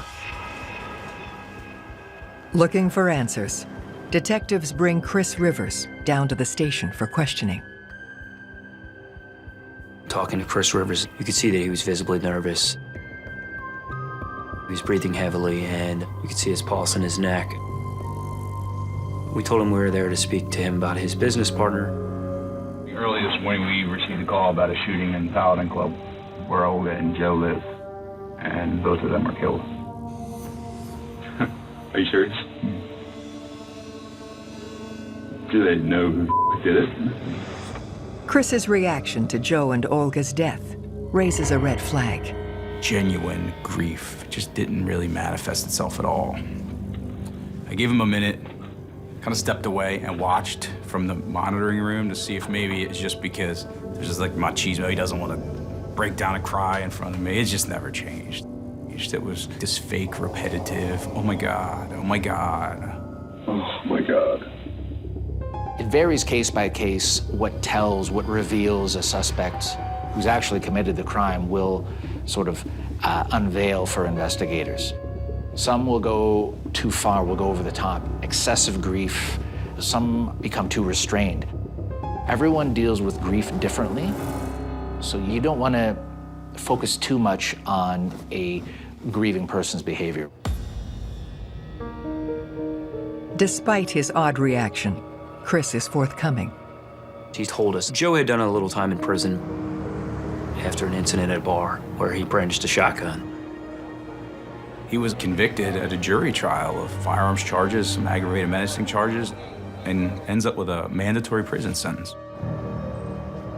After getting out of prison, Joe tried to turn his life around. Joe was attempting to do everything right. He got this job. He's staying out of trouble by all accounts. There's no record of him getting into any sort of probation trouble after his initial prison term. He seems to be on the right track.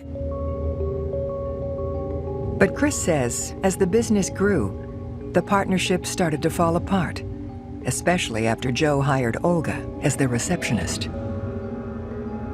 He then goes on to say that Olga works there too, and they're always together, and they leave early together. Ultimately, Chris says that Joe had become a problem around the shop. He wasn't pulling his weight, and he wasn't working full hours. So you said he wouldn't come to work. What was his explanation to that? He said he had stuff to do, running around, had meetings to go to with Olga. I mean, whenever I wasn't there, I'd still hear stories, people stopping by, he disappearing. With tension at play between Chris and Joe, detectives ask him where he was the night of the murders. Now we need to kind of establish this timeline. When's the last time you spoke to Joe? When's the last time you guys had met up or you socialized? So he begins to give me more or less a play-by-play of his whereabouts. Chris was supposed to show up for a celebration of Olga's birthday. However, Chris never showed up. He never made it to the bar. He was late getting done from work. And then he had to get his child's mom dinner. Then he says that he went home. So I asked Chris for times, are you having any communication with him back and forth? He said, yeah, we were texting back and forth related to, are you coming down to this party? According to Chris, at 11:38, Joe texted, saying he and Olga would only be out for another hour. So Chris decides to stay home for the night. Chris said that he was home, and he said that he had surveillance to support his alibi at the time of the murder. So you go from the shop to your house, or? I have video at my house. Oh, you do? Okay. What time do you get to your house? I'd say around 11 o'clock. Chris told us to take my surveillance cameras that I have both inside and outside of my house. Detectives dig into Chris's alibi for the night of the murders. So we have more or less this timeline from surveillance cameras and Joe's phone that shows this communication between he and Chris. We talked to his child's mother, who said, yeah, he came in about 11 with dinner. We had good, quality, credible information. Chris was home when Joe and Olga were killed. That was clear. He got home about 11, and he left the following morning. With his alibi confirmed for the time of the killings, Chris tells police he has some information he's been holding back. Chris says that Joe used a lot of steroids. And Joe sells steroids from my shop. Chris says to me, it makes me mad, and I'm angry about it, and I confronted him about it. And he ultimately says to me, I don't want these guys coming after me. And I said, what guys are you referring to? He's like, well, this has got to be about steroids. As detectives consider that the murders could be related to Joe's illegal side venture, Chris makes his most startling disclosure yet. Chris had offered up that Joe was involved with or a member of a outlaw motorcycle club called the Pagans. Chris had suggested that maybe the Pagans could be responsible for this. We look at the fact that, one, that Joe and Olga were executed. Two, we know now from Chris that Joe was selling steroids. And now enter this outlaw motorcycle club. So there's always questions when you hear somebody who's involved in illegal activity and also involved with an outlaw biker gang. Perhaps they owed money to this gang, and the killing was retribution for the debt owed. For what we know about their organization. Killing, drug dealing, all these things kind of fit in with the way they operate. So we're thinking that, yeah, this actually is something to follow. These are money-driven organizations at the end of the day. Outlaw motorcycle gangs dabble in enough forms of crime. If you were to cross them and steal from them, you wouldn't be in a very good position. and it looks as though Joe may have been in deep to these people. In the brutal double homicide of Joe and Olga Connell, police are working a new theory that the Newlyweds could have been killed by outlaw motorcycle gang, the Pagans. Talking to different friends and family members, we found out while Joe was in prison, he became acquainted with the Pagans Motorcycle Club, and they became close. And Joe would associate with the Pagans. We loved all of them because they were a group of riders. When he came out of prison, they liked to ride together. I knew a couple of them, and one of them that really was a good friend of Joe's. Through their law enforcement sources, the police checked the Pagans to see if there was any beef with Joe. And they assured the police, no, we got no problem with Joe Connell. But could this be a lie being fed to them by lower-level gang members?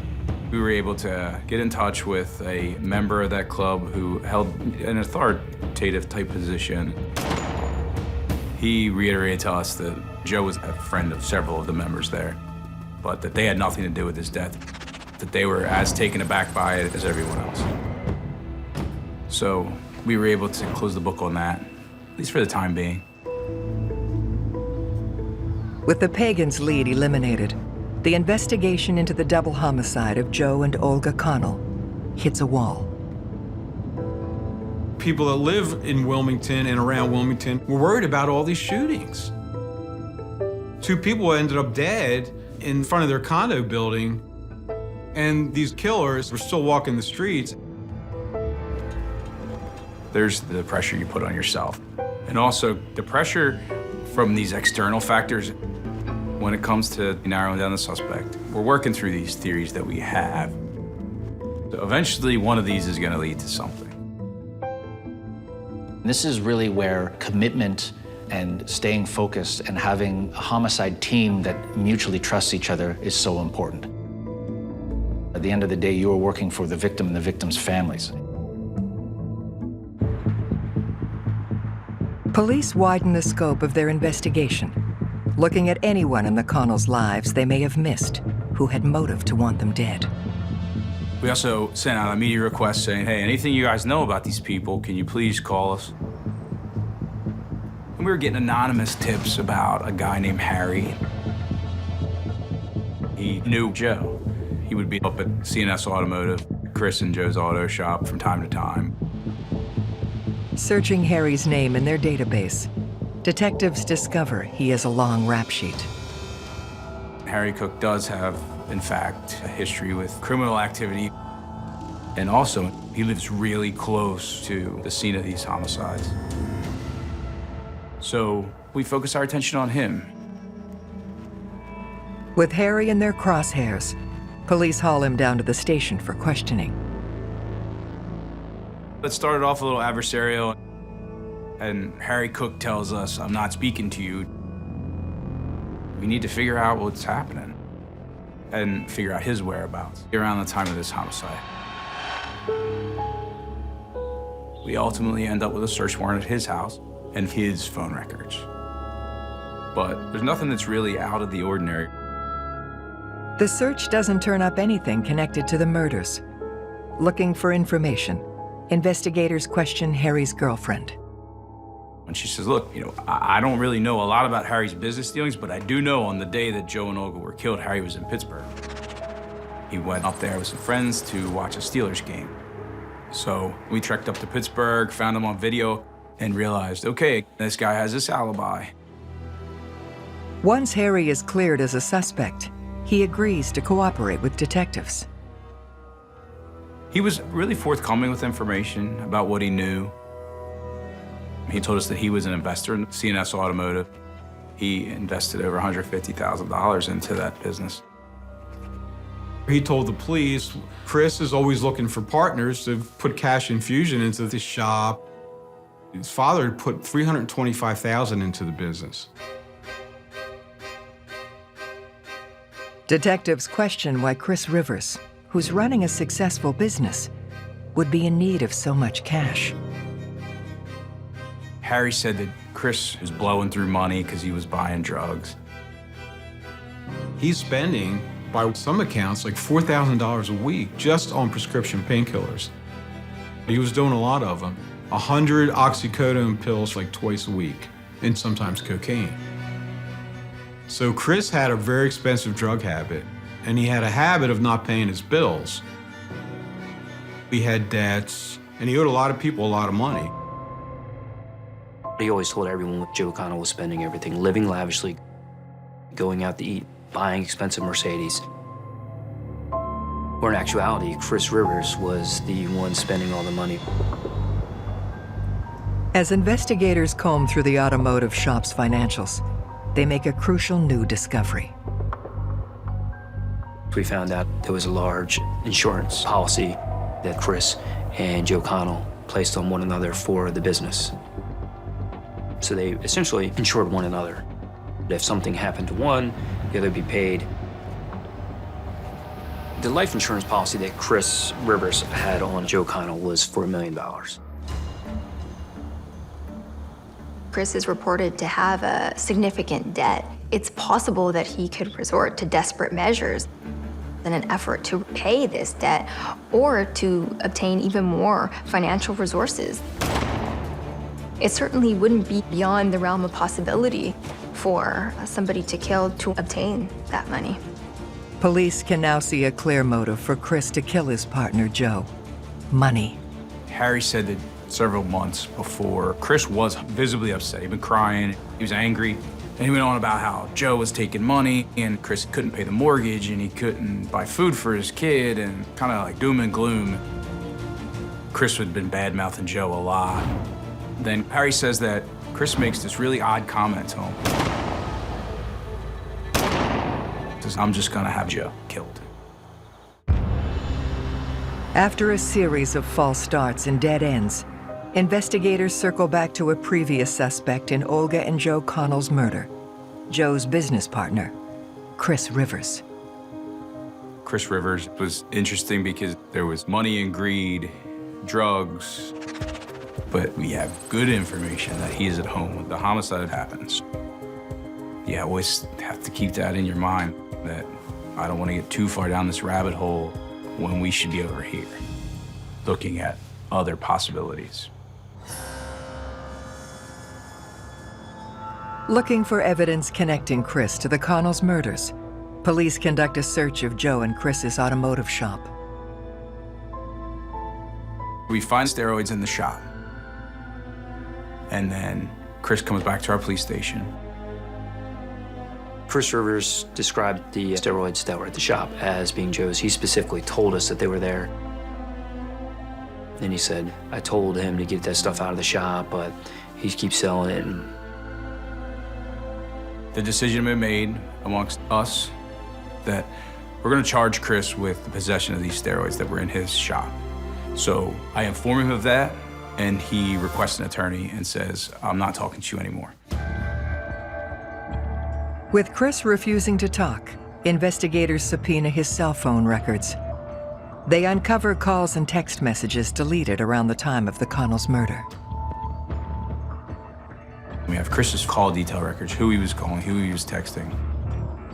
Chris had deleted a lot of communication between he and an unknown phone number.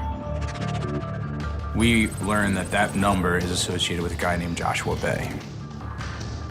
Joshua Bay and Chris Rivers are texting back and forth prior to the homicide.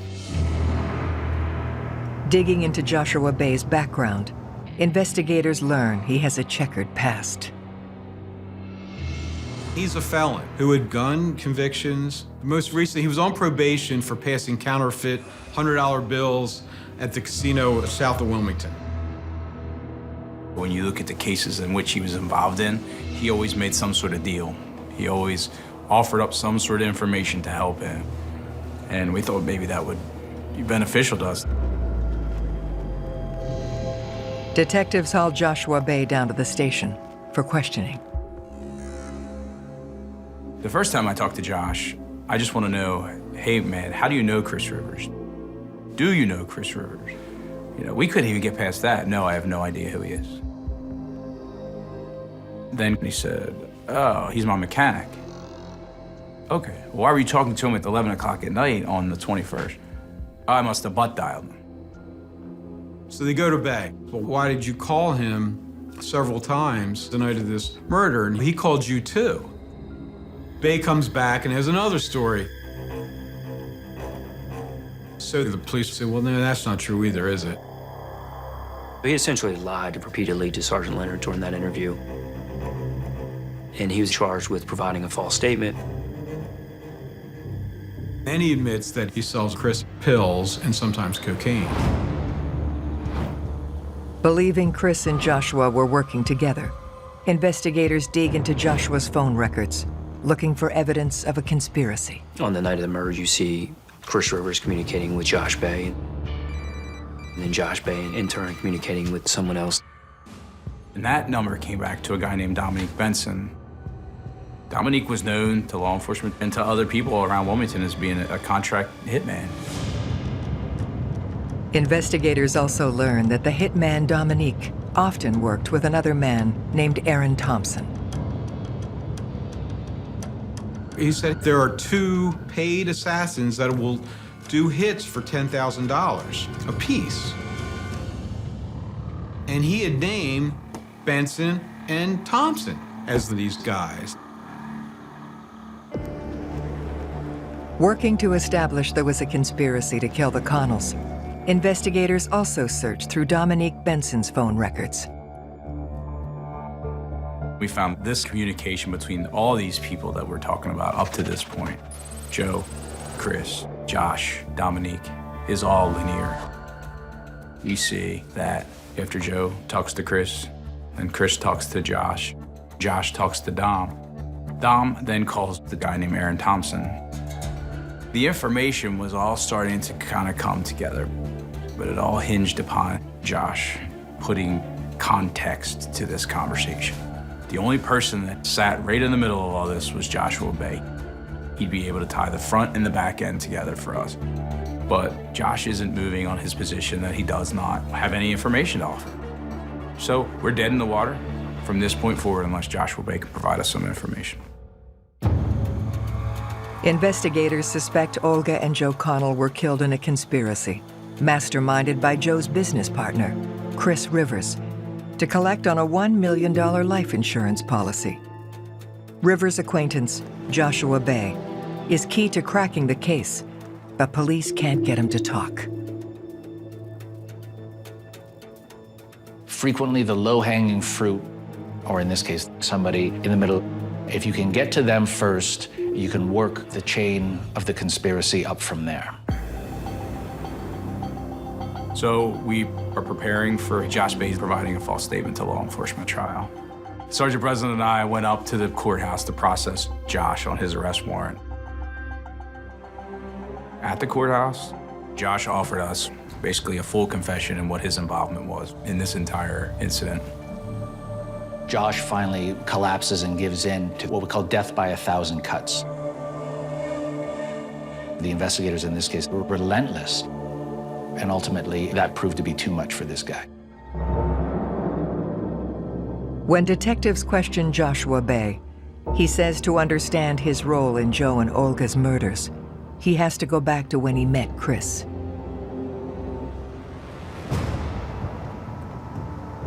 From time to time, he would go to CNS Automotive, have his car worked on. Josh had been in a car accident, had been prescribed oxycodone. Chris says something to Josh to the effect of, hey, do you sell those? Josh says, yeah, these are prescribed, but I can get you whatever you need. So they began to forge this relationship based solely upon the sale of drugs. Over the years, Chris starts confiding in Joshua about his business partnership. Chris says Joe steals money. Joe doesn't come to work. Joe drives fancy cars. Then Chris asked Josh something to the effect of, hey, you know anybody that could take him out? And Josh says, I was a little taken aback. I'm wondering if they're trying to set me up. So I laugh it off. And a couple months later, Chris says, no, I'm serious. What are we talking about? I'll pay whatever. Chris and Josh go back and forth on price. And Josh tells us that he went so far as to ask Chris, well, why do we have to kill Olga? And he says that Chris said, I don't know what will they have. I want to make sure she doesn't get half this business. They ultimately decide that Dominique's going to do the killing with Aaron Thompson. From that point on, Joe and Olga became more or less hunted. Joshua reveals that prior to the murder, Chris orchestrated the break-in at the Connells' home, then worked to shift the blame. He had Josh Bay burglarize Joe's home. And then Chris had a burner phone. He was sending these threatening texts from me to Joe and Olga to the point where they tried to get a restraining order. Chris was fueling this fight between Joe and I. I didn't know all this was going on. With Joshua's confession, detectives are now able to fill in the final 24 hours of Joe and Olga Connell's lives. Josh says on the day of the actual killing, he reaches out to Chris. Chris says something to him like, tonight's the night, 7 o'clock, they're going out to a restaurant. On September 21st at 7 p.m., the Connells head out to celebrate Olga's birthday with friends. So at 8 p.m., Chris is at the shop. He texts Joe to find out if they're at dinner, and Chris talked about that he would actually go.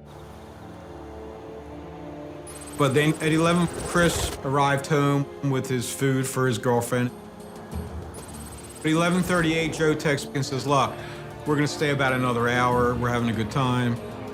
At 11:43, 5 minutes after Joe texts Chris texts Bay, and then Bay follows up with a text to Benson, and Benson follows up with a text to Aaron Thompson.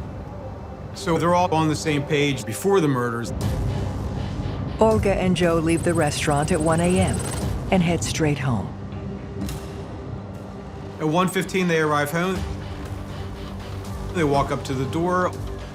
Olga puts her keys into the lock and goes to open it. And someone started firing.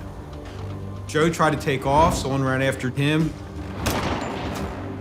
and shot at him, got him down, and fired point blank in the back of his head.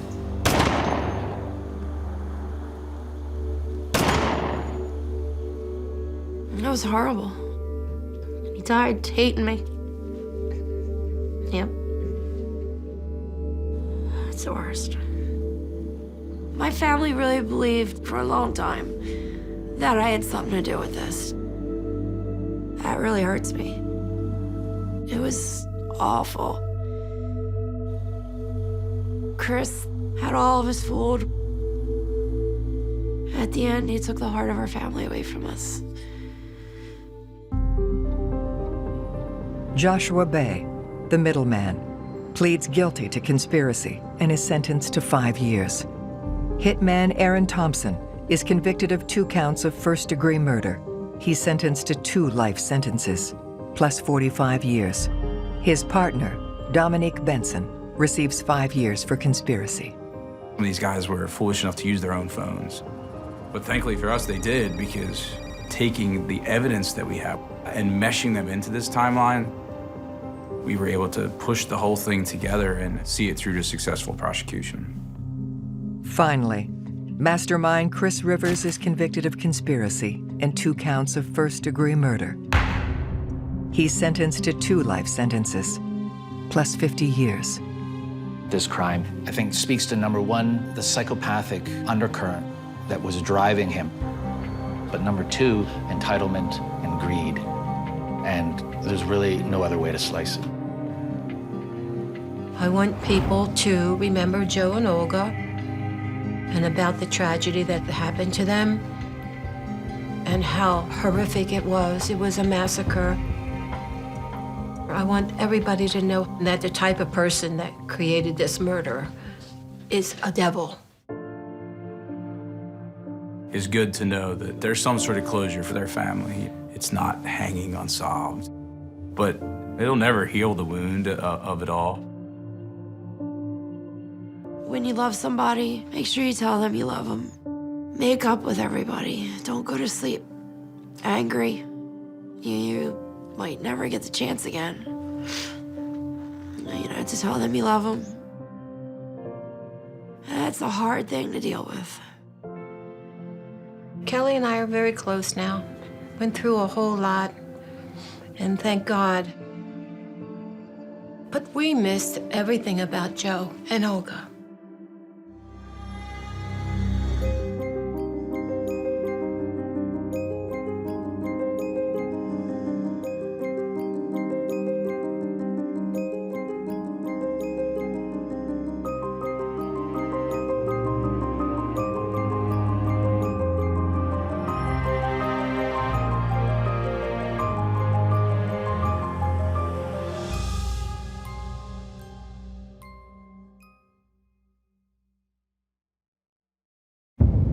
This was a brutal attack on Katrina Smith. A vicious murder. The individual who attacked her was going to make sure that she did not survive. A dark mystery with multiple suspects. She felt that she was being followed or stalked by somebody. Katrina knew that her life was in danger. Peeping Toms are actually a very high-risk category of voyeur, so that is an immediate red flag. The truth will be revealed. How did he know about blood in the trunk? This is bigger than just one piece. This is a whole huge corner of that puzzle.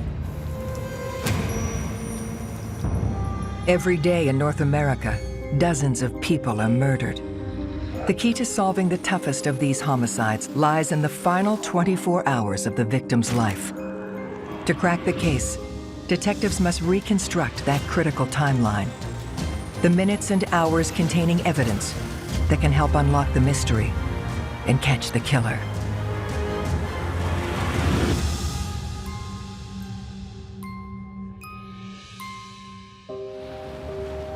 Machesney Park, Illinois, a quiet enclave 2 hours from Chicago. Machesney Park is kind of like a bedroom community. It's a smaller community. It's more quaint. It's very close-knit. You can leave your doors open, and there's not a lot of crime. You have your vehicle burglaries, you have, your home burglaries that happen, crimes of opportunity, crimes of violence in Machesney Park. That doesn't happen every day. That's not Chicago. It's more relaxed. It's a safer city. But on the afternoon of October 23rd, that peaceful tranquility is brutally shattered. Sheriff's Communications, can I help you? My wife, I'm concerned because I haven't been able to reach her. Okay.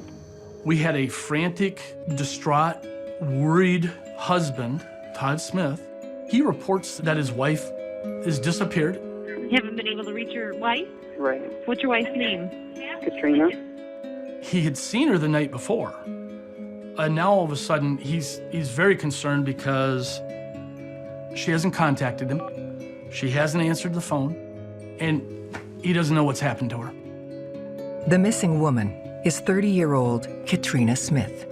From the information we gathered about Katrina, she's a super friendly woman who would do anything for anybody. Katrina works in human resources at a local automotive plant. She was at work every day at 8 o'clock at Cameron Industries. Excellent employee, always had a smile on her face, always cheery. She attended church in Rockford quite regularly. She was very devoted to her family. Tasked with investigating the disappearance of Katrina Smith are veteran detective Vince Lindbergh and Criminal Bureau Chief Prosecutor Marilyn Height Ross. The State's Attorney's Office is involved very early on any crime investigation that appears to be suspicious. So once Katrina Smith was reported missing, we were involved immediately. Investigators meet with Katrina's husband, Todd Smith, to gain more information about her disappearance. The night before, which would have been October 22nd, Katrina had confirmed a job interview for the morning of October 23rd at 7:30, and then she was to report to work after that. Before 7 a.m., Todd had texted Katrina, wishing her well on her job interview. You'll do well, knock it out of the park. but she never appeared for the job interview, and she did not report for work on October 23rd. He had attempted to call her, attempted to contact her. She had vanished, she had disappeared. Investigators get their first big break when Katrina's car is spotted, only a few miles from her house. The car was recovered right about 7:50 that night, roughly 2 hours after Todd had made the report. It was on Ventura, which is about 3 to 4 miles away from the family house. It was parked like near the edge of the river, and it was just abandoned. This is not a habitual place for anyone to leave their car, so this in itself is strange.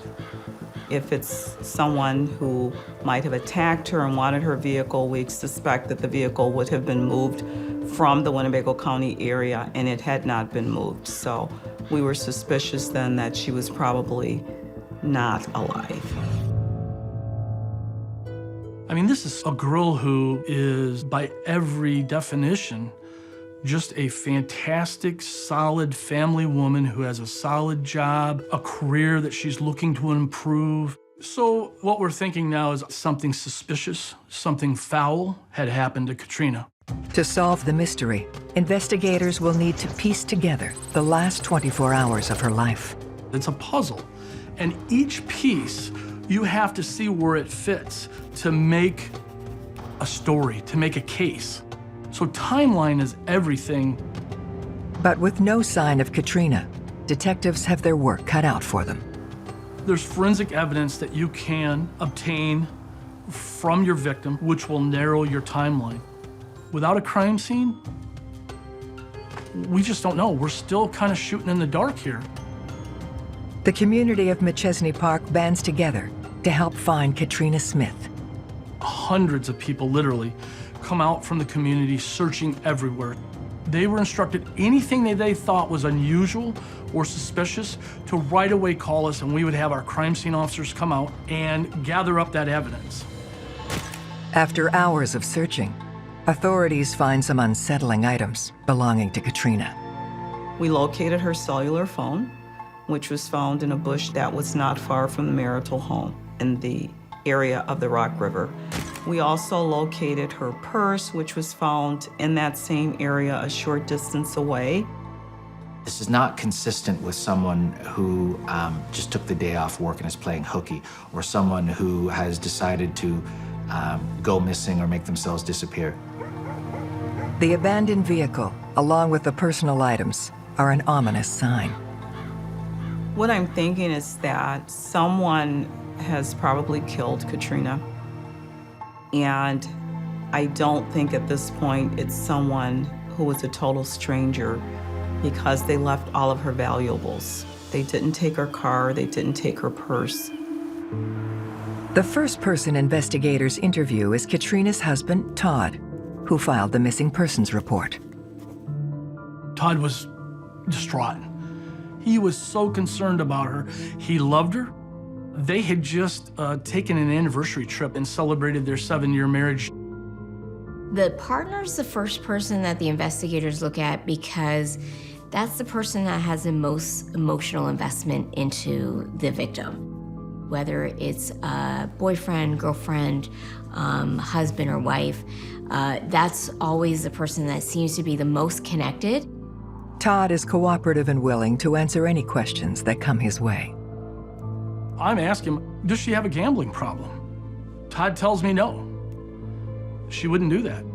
Does she have a drug problem? Nope, that's out of the question. Does she have a problem with having a relationship outside the family, outside of him?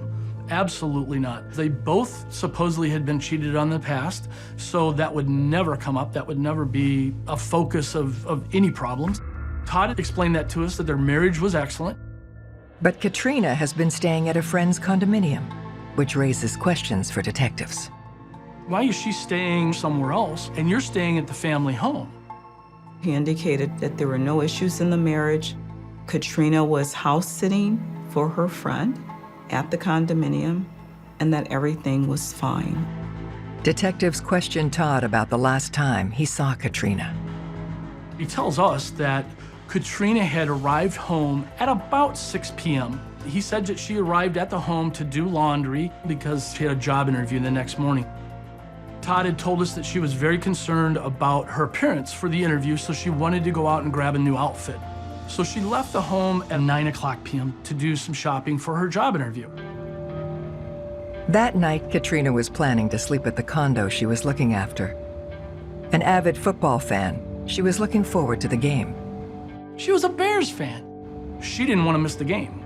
And so she wanted to get back to her friend's condo to watch the game. He had sent her a message at about 11 p.m. that night saying sweet dreams and expected to hear back from her. He didn't, so he figured she was probably in bed asleep because she was very focused on this job interview for the next morning. Detectives searched the condo, looking for clues about what may have happened to Katrina. There was no sign that Katrina had slept there the night before or had been there at all. We now know that she never made it back to the condominium. And so the question is, what has happened in between that time period? Detectives have now determined Katrina was likely killed between 7:30 a.m. and 9 p.m. the night before, on October 22nd. Armed with this information, they questioned Todd about his whereabouts during this time period. After Katrina left the family home that night, Todd had told us that he did do some emailing on his computer and then went to bed. Now, we know from Todd's cell phone that he did text Katrina at about 11 p.m. that night or shortly after 11 p.m. and said, sweet dreams, good night. The next day, Todd had appointments to go out on, but during the morning, he worked from home and he did some emails. Basically, the computer that he would have been working from home on confirmed that he was at home. With Todd's alibi checking out, detectives now shift their focus to other potential suspects. We're looking for any speck of information that can give us a lead that may be able to help us determine what has happened to her. Todd tells us a couple years prior, they had a peeping Tom at their house. Someone was peeping at their home. It was determined that it was a young man from the neighborhood area. Whenever you have a peeping Tom in a neighborhood, that is an immediate red flag. Peeping Toms, for years, were dismissed as sort of a nuisance crime. We now know better. Peeping Toms are actually a very high-risk category of voyeur. These behaviors often escalate to actual attacks. This could have been a person lurking around the home to potentially attack her once she had left the home. In the investigation, we find out the young man's actually connected to Katrina and Todd through a church youth organization. He lives in the neighborhood. He has been to the house before. We want to look into that. That's a potential lead. I mean, if he's peeping 2 years ago, has his behavior progressed to murder? Working a theory that a peeping Tom who targeted Katrina in the past might have turned violent, detectives hunt him down. Somebody who's spying on people or looking in on people, say through their windows. They're engaging in obtaining intimate information about that person without their consent. The majority of people don't escalate into hands-on offenders, people who would rape or murder, but it can happen. We go back through all the reports of anything that has happened in that neighborhood that's suspicious. And there was a second report of a peeper in that same neighborhood. It was reported by a different woman who had a very similar resemblance to Katrina. Detectives canvass the neighborhood for information on a potential stalker when they notice a video surveillance camera at a neighbor's home. We asked the owner for the video, and that video was not a great video. It's dark outside, it's raining heavily, but in that video, it discloses a figure crossing his yard on the 22nd, late at night while it's raining. The person appeared to be walking in the direction of Katrina and Todd's home at approximately 11:30 p.m. You could not tell who the individual was, but what you could tell is that it appeared to be a male. It appeared to be someone of small stature. Then this figure goes across his yard and into a field. Now, who's gonna be out in a rainstorm like that, cutting through a field, it's just something that really raises red flags. Identifying this person could be the break detectives need to unravel the mystery of Katrina's disappearance. Is this the young man that was peeping 2 years ago? We need to look at him and find out, is there any potential of him being a valid suspect in the disappearance of Katrina? Is that minute possibility may be the key to open up the whole case. Detectives track down the peeping Tom, who's living several hours away. This individual was in fact in college and was on the college campus at the time that Katrina went missing. He tells detectives he never left campus that night. They check the school's security logs and video, which confirm the young man's story.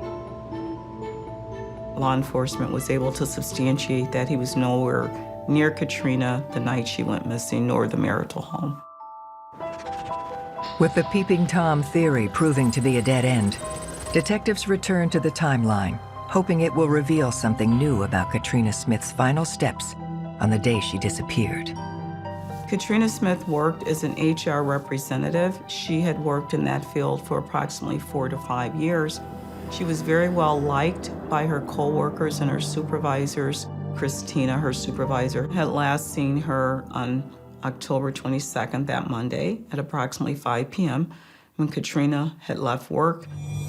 Talking with Katrina's supervisor, detectives learn about an alarming incident that recently took place at Katrina's work. Christina tells us it was during a lunch hour at Cameron Industries where a vehicle had pulled through the parking lot and disseminated about 300 or so flyers. The flyer was very derogatory, and it was disparaging the character of Katrina Smith. Why would anybody disseminate flyers through a parking lot of a business ridiculing and demeaning Katrina? So this is very disturbing. This is someone whose anger justifies and rationalizes what they do next. It could be distributing flyers one day, posting things on social media one day. It could be something much worse another day. Initially, it was not reported to the police because everyone thought it was just an isolated incident. But after she went missing, we were able to recover the video. The driver of that vehicle, he or she, was disguised with a wig, glasses, and unfortunately, the vehicle, although it was black, we had no license plate because the license plates were not on the vehicle. From the video, it's impossible to identify the car or the driver, but detectives have gained a shocking new detail about Katrina's personal life. The flyer also indicated that she was having an affair with someone and was cheating on her husband. So now we have a flyer that's being disseminated by an unknown suspect that's referring to Katrina having a relationship with somebody at work named Guy. Guy Gabriel is a recently divorced co-worker who has been seen spending time with Katrina. We're getting this information from Christina at work that there is rumors that Guy Gabriel and Katrina are having a relationship. Katrina had eventually started to confide in Christina that there were marital issues and that the marriage was not going well. This was something that was never mentioned by Todd Smith in the initial interview. We don't know that Todd Smith has any knowledge of their relationship.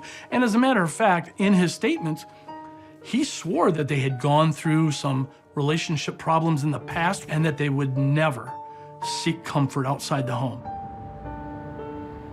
Detectives learn more about Katrina's relationship with Guy Gabriel.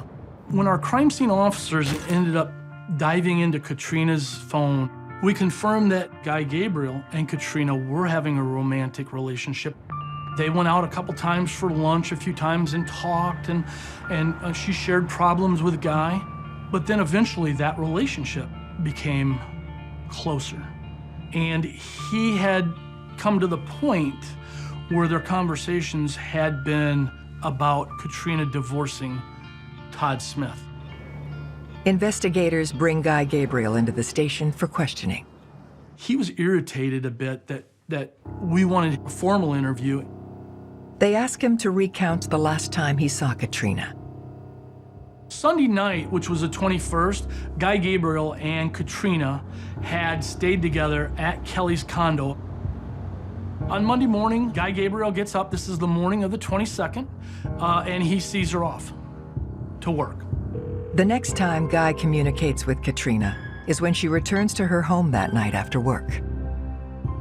The last communication that we believe Katrina made to Guy Gabriel was at approximately 7:30 p.m. when she indicated she wanted to be at the condominium for Monday Night Football. Katrina may have only texted Guy once that night, but he was texting her nonstop. The night of October 22nd, he's on edge, waiting to hear from Katrina on whether or not she was going to disclose to Todd that she wanted a divorce. That night, their text messages indicate that Guy was very concerned about, have you told him yet? How's things going? He wants her to tell Todd that the relationship's over with. Now that does send up red flags, because now you have somebody who is having a relationship with Katrina that appears to be very obsessed with her leaving her husband. This can very quickly escalate to become a very dangerous, volatile situation. You introduce jealousy, you introduce resentment, and those can be powerful motivators for someone who lacks basic impulse control and who needs to be in control. We don't know that she's ready at that point for sure to tell Todd that she wants things done with. Maybe she's changing her mind, maybe something else has happened. Did Guy Gabriel then get upset and something happened between the hours of 9 o'clock and the following morning? At this point, we don't know exactly where he's texting her from. Is he texting her from around the corner? Is he watching the house? Is it possible that after she leaves the home, as Todd says, to go back and shop, that her and Guy Gabriel meet up? He is our primary focus. He is our primary suspect. Could this be the guy? We have to investigate him. Detectives are zeroing in on a new person of interest in the disappearance of Katrina Smith, her secret boyfriend, Guy Gabriel. So, did Guy Gabriel have any contact with her that night, either near the home, or did they meet up later that night, and then things went awry from there? That is a possibility. They look into Guy's movements in the critical window during which Katrina went missing. Guy Gabriel indicated that Sunday night he had stayed at the condominium with Katrina Smith. Katrina went to work that morning, and then that evening he left to go to work because he worked the graveyard shift. Guy's shift began at 8 p.m., and he said he was at work until 8 a.m. the next morning. There's always an opportunity to leave work, right? So we went to Cameron Industries. Detectives checked video surveillance and the security logs at Guy Gabriel's workplace. They show that he was in the building the whole night. We were able to pull all of the video footage of him being in and out, supervising other individuals who had interacted with him. If Guy Gabriel would have left Cameron Industries that evening during work, we would have seen it on that video. So we were able to eliminate Guy Gabriel. With Guy Gabriel now in the clear, the investigation hits a roadblock. It's frustrating. I try to take a personal approach to every case I work, I really do. This case for me was about Katrina, and once you learn about Katrina and what a wonderful person she was and what a wonderful family she has, you want to do the best job you can for them. You want to solve this case, and you want to do it right.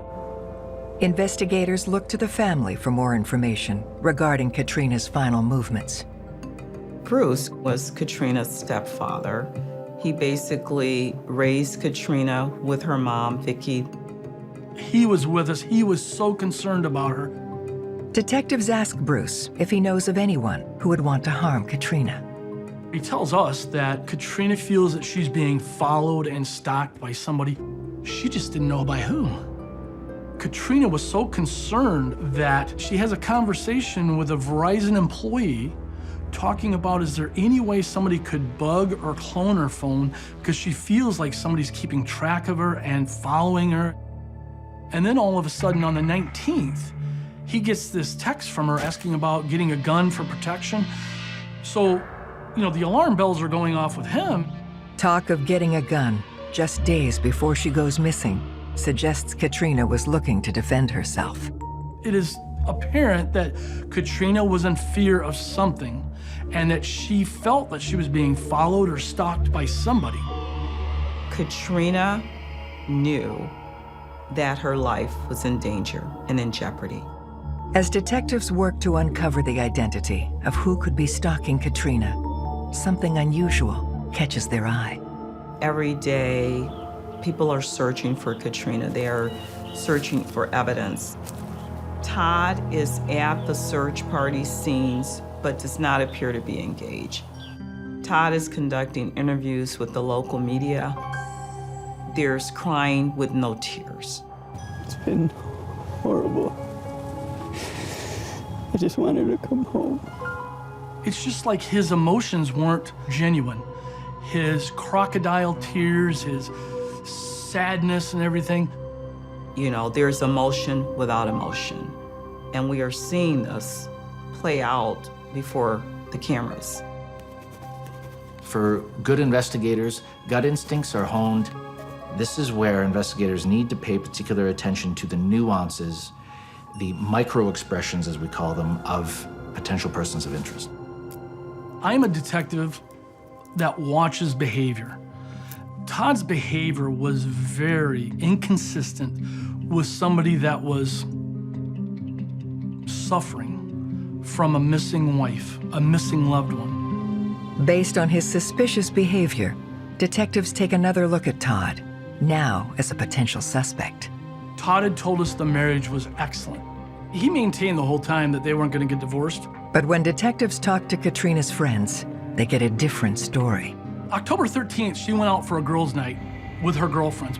During that night, she told one of her girlfriends, Jill, that she was not happy in the marriage and she had brought up the word divorce several times in the conversation. The night of the 22nd, Jill's husband made a phone call to Todd. Todd told him that Katrina was coming over to do laundry and that she wanted to talk to him.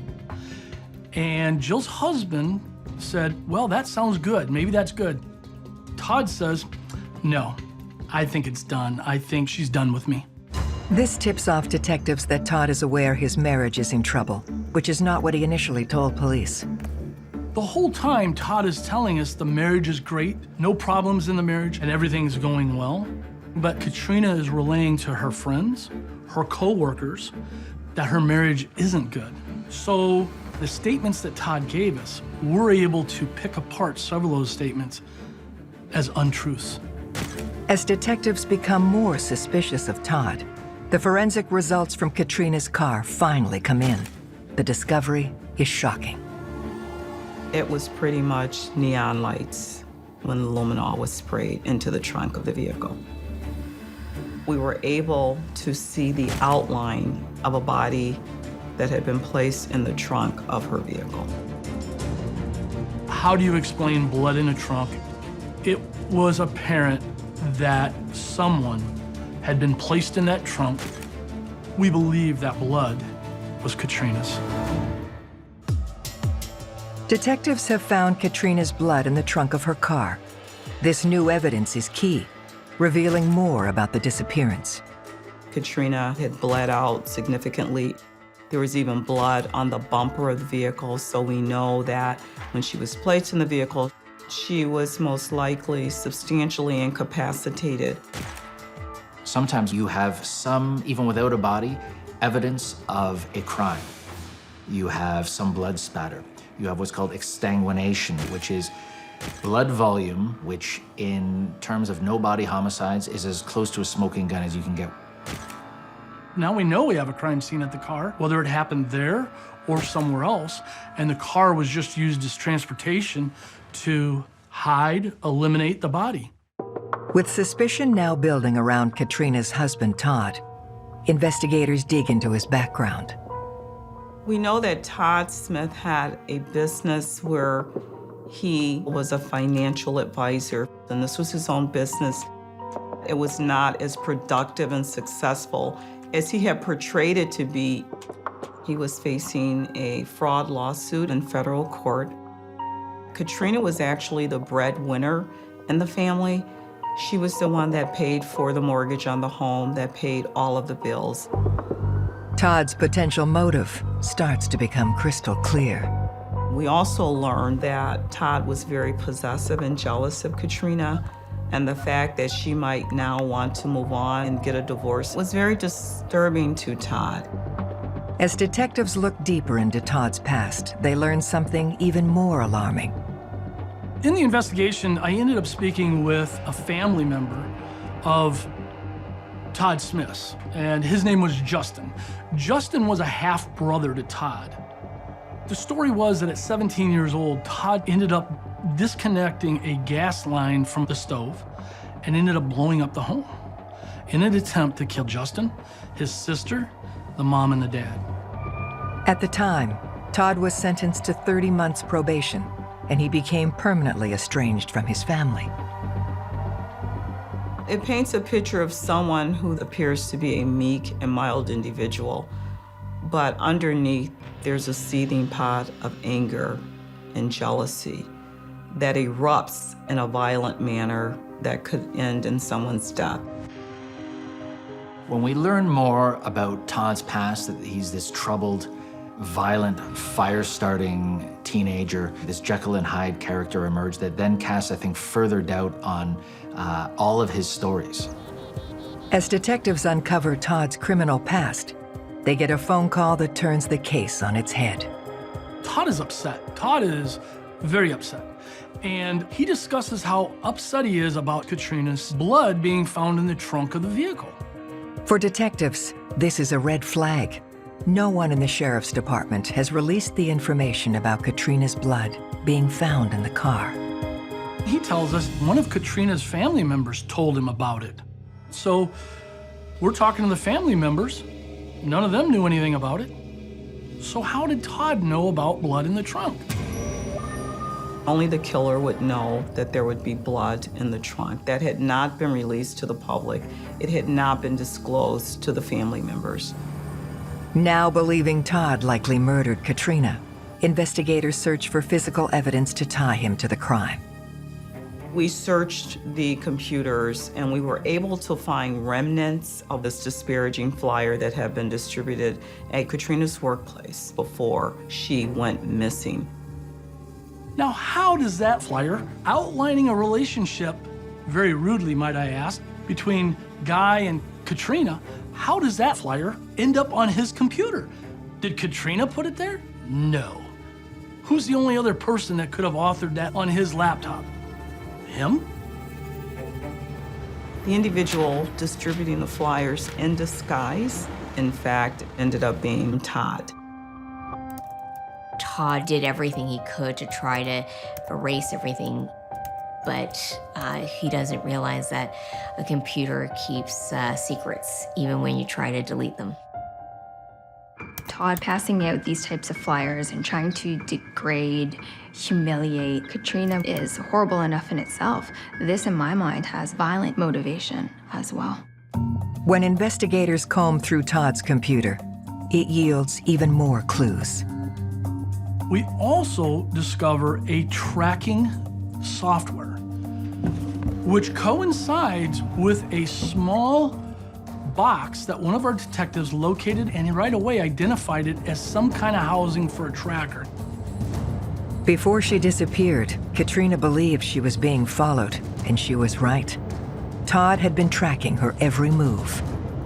That tracking software that was on the computer was forensically analyzed by one of our detectives. He was able to show that the night Katrina disappeared, the night of October 22nd, that tracker was taken from the car, then seen following a path through the woods, which coincides with the resident who has the videotape of that figure going across that gentleman's front yard. It then concludes its tracking just a very short distance from the Smith home.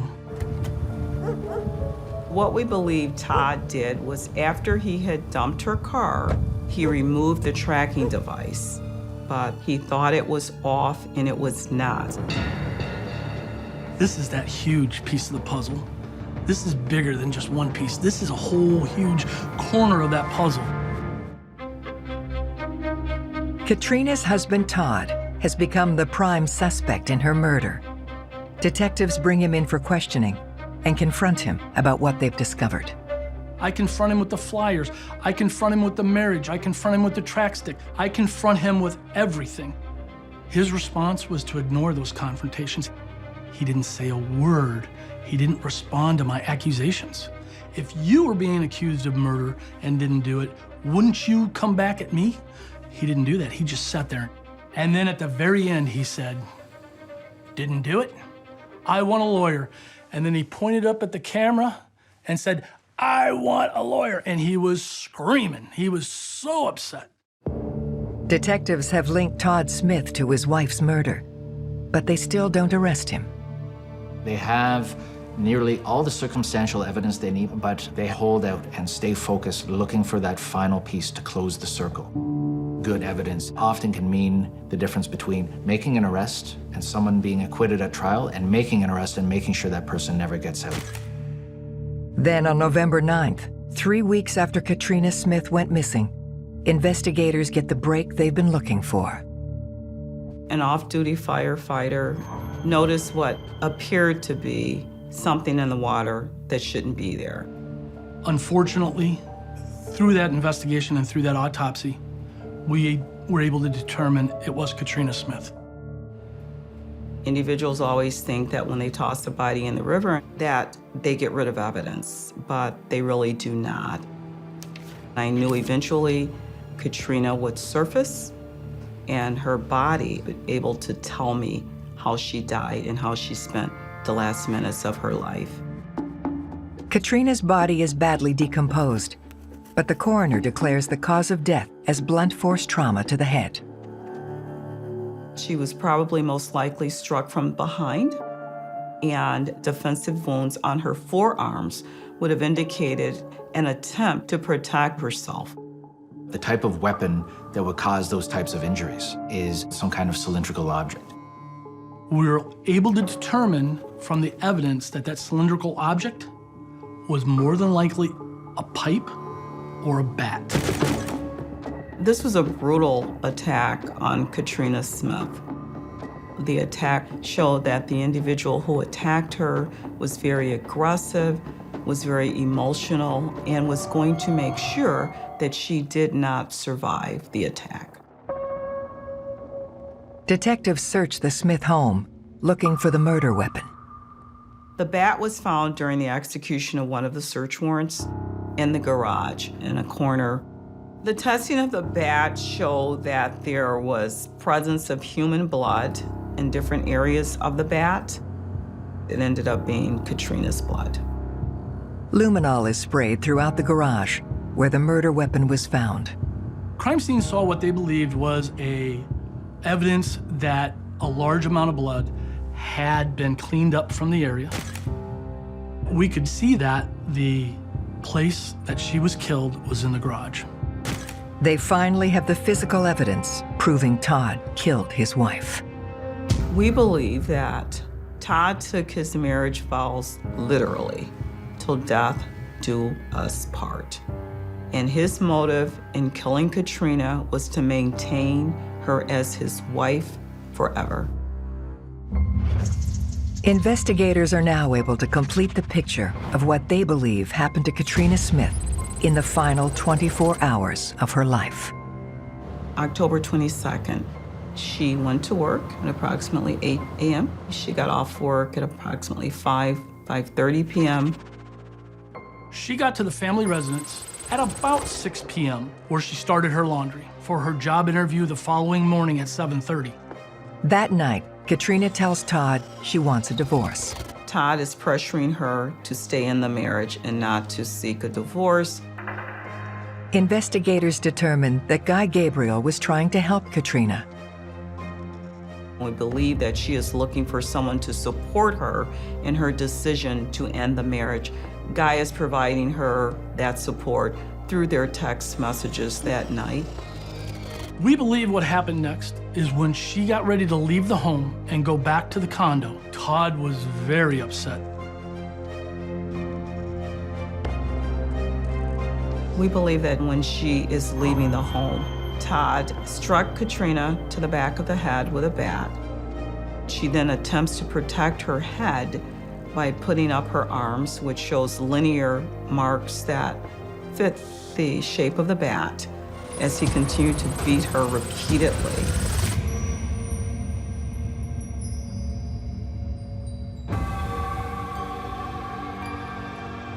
He then dragged her to the back of her vehicle and placed her in the fetal position in the trunk of that car, where she died.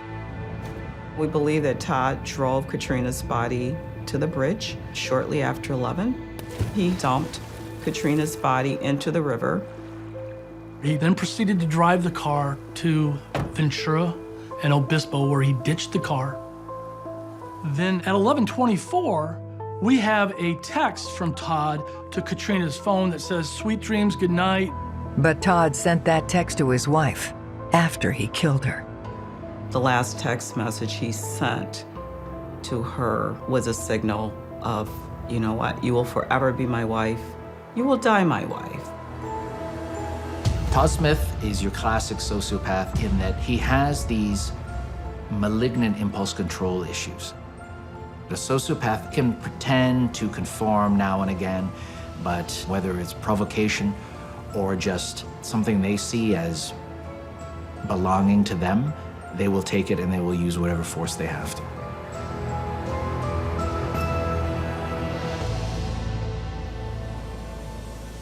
On November 21st, 2012, Todd Smith is charged with first-degree murder. The timeline basically put this case together and tied it in a bow. It was rock solid. We were able to pinpoint his movements. We were able to pinpoint Katrina's movements, and when she went off the grid, we knew that in order for her to be off the grid, she was most likely dead. After a 2-week trial, the jury finds Todd Smith guilty. He's sentenced to 59 years in prison. The murder of Katrina Smith was just a brutal, heinous crime. She was a beautiful young woman who wanted to live her life. She just wanted to live it without Todd. And instead of allowing her to do that, he decided to take her life. Todd believed that he could commit the perfect murder, and I think his downfall was the arrogance that he could get away with that. She wasn't wrong. Her instincts were right there. She was being stalked. She just didn't know by whom. It was her own husband stalking her for years. 4 years after Katrina Smith is murdered, the case is closed. I think about her all the time. I have pictures of her during her beautiful life that her family has shared with me, and I keep those pictures close at hand as a reminder of why we do what we do, more importantly, why I do what I do. With every police officer, with every detective, with everybody in law enforcement, there are those cases that attach themselves to your soul, to your heart. Katrina and her family,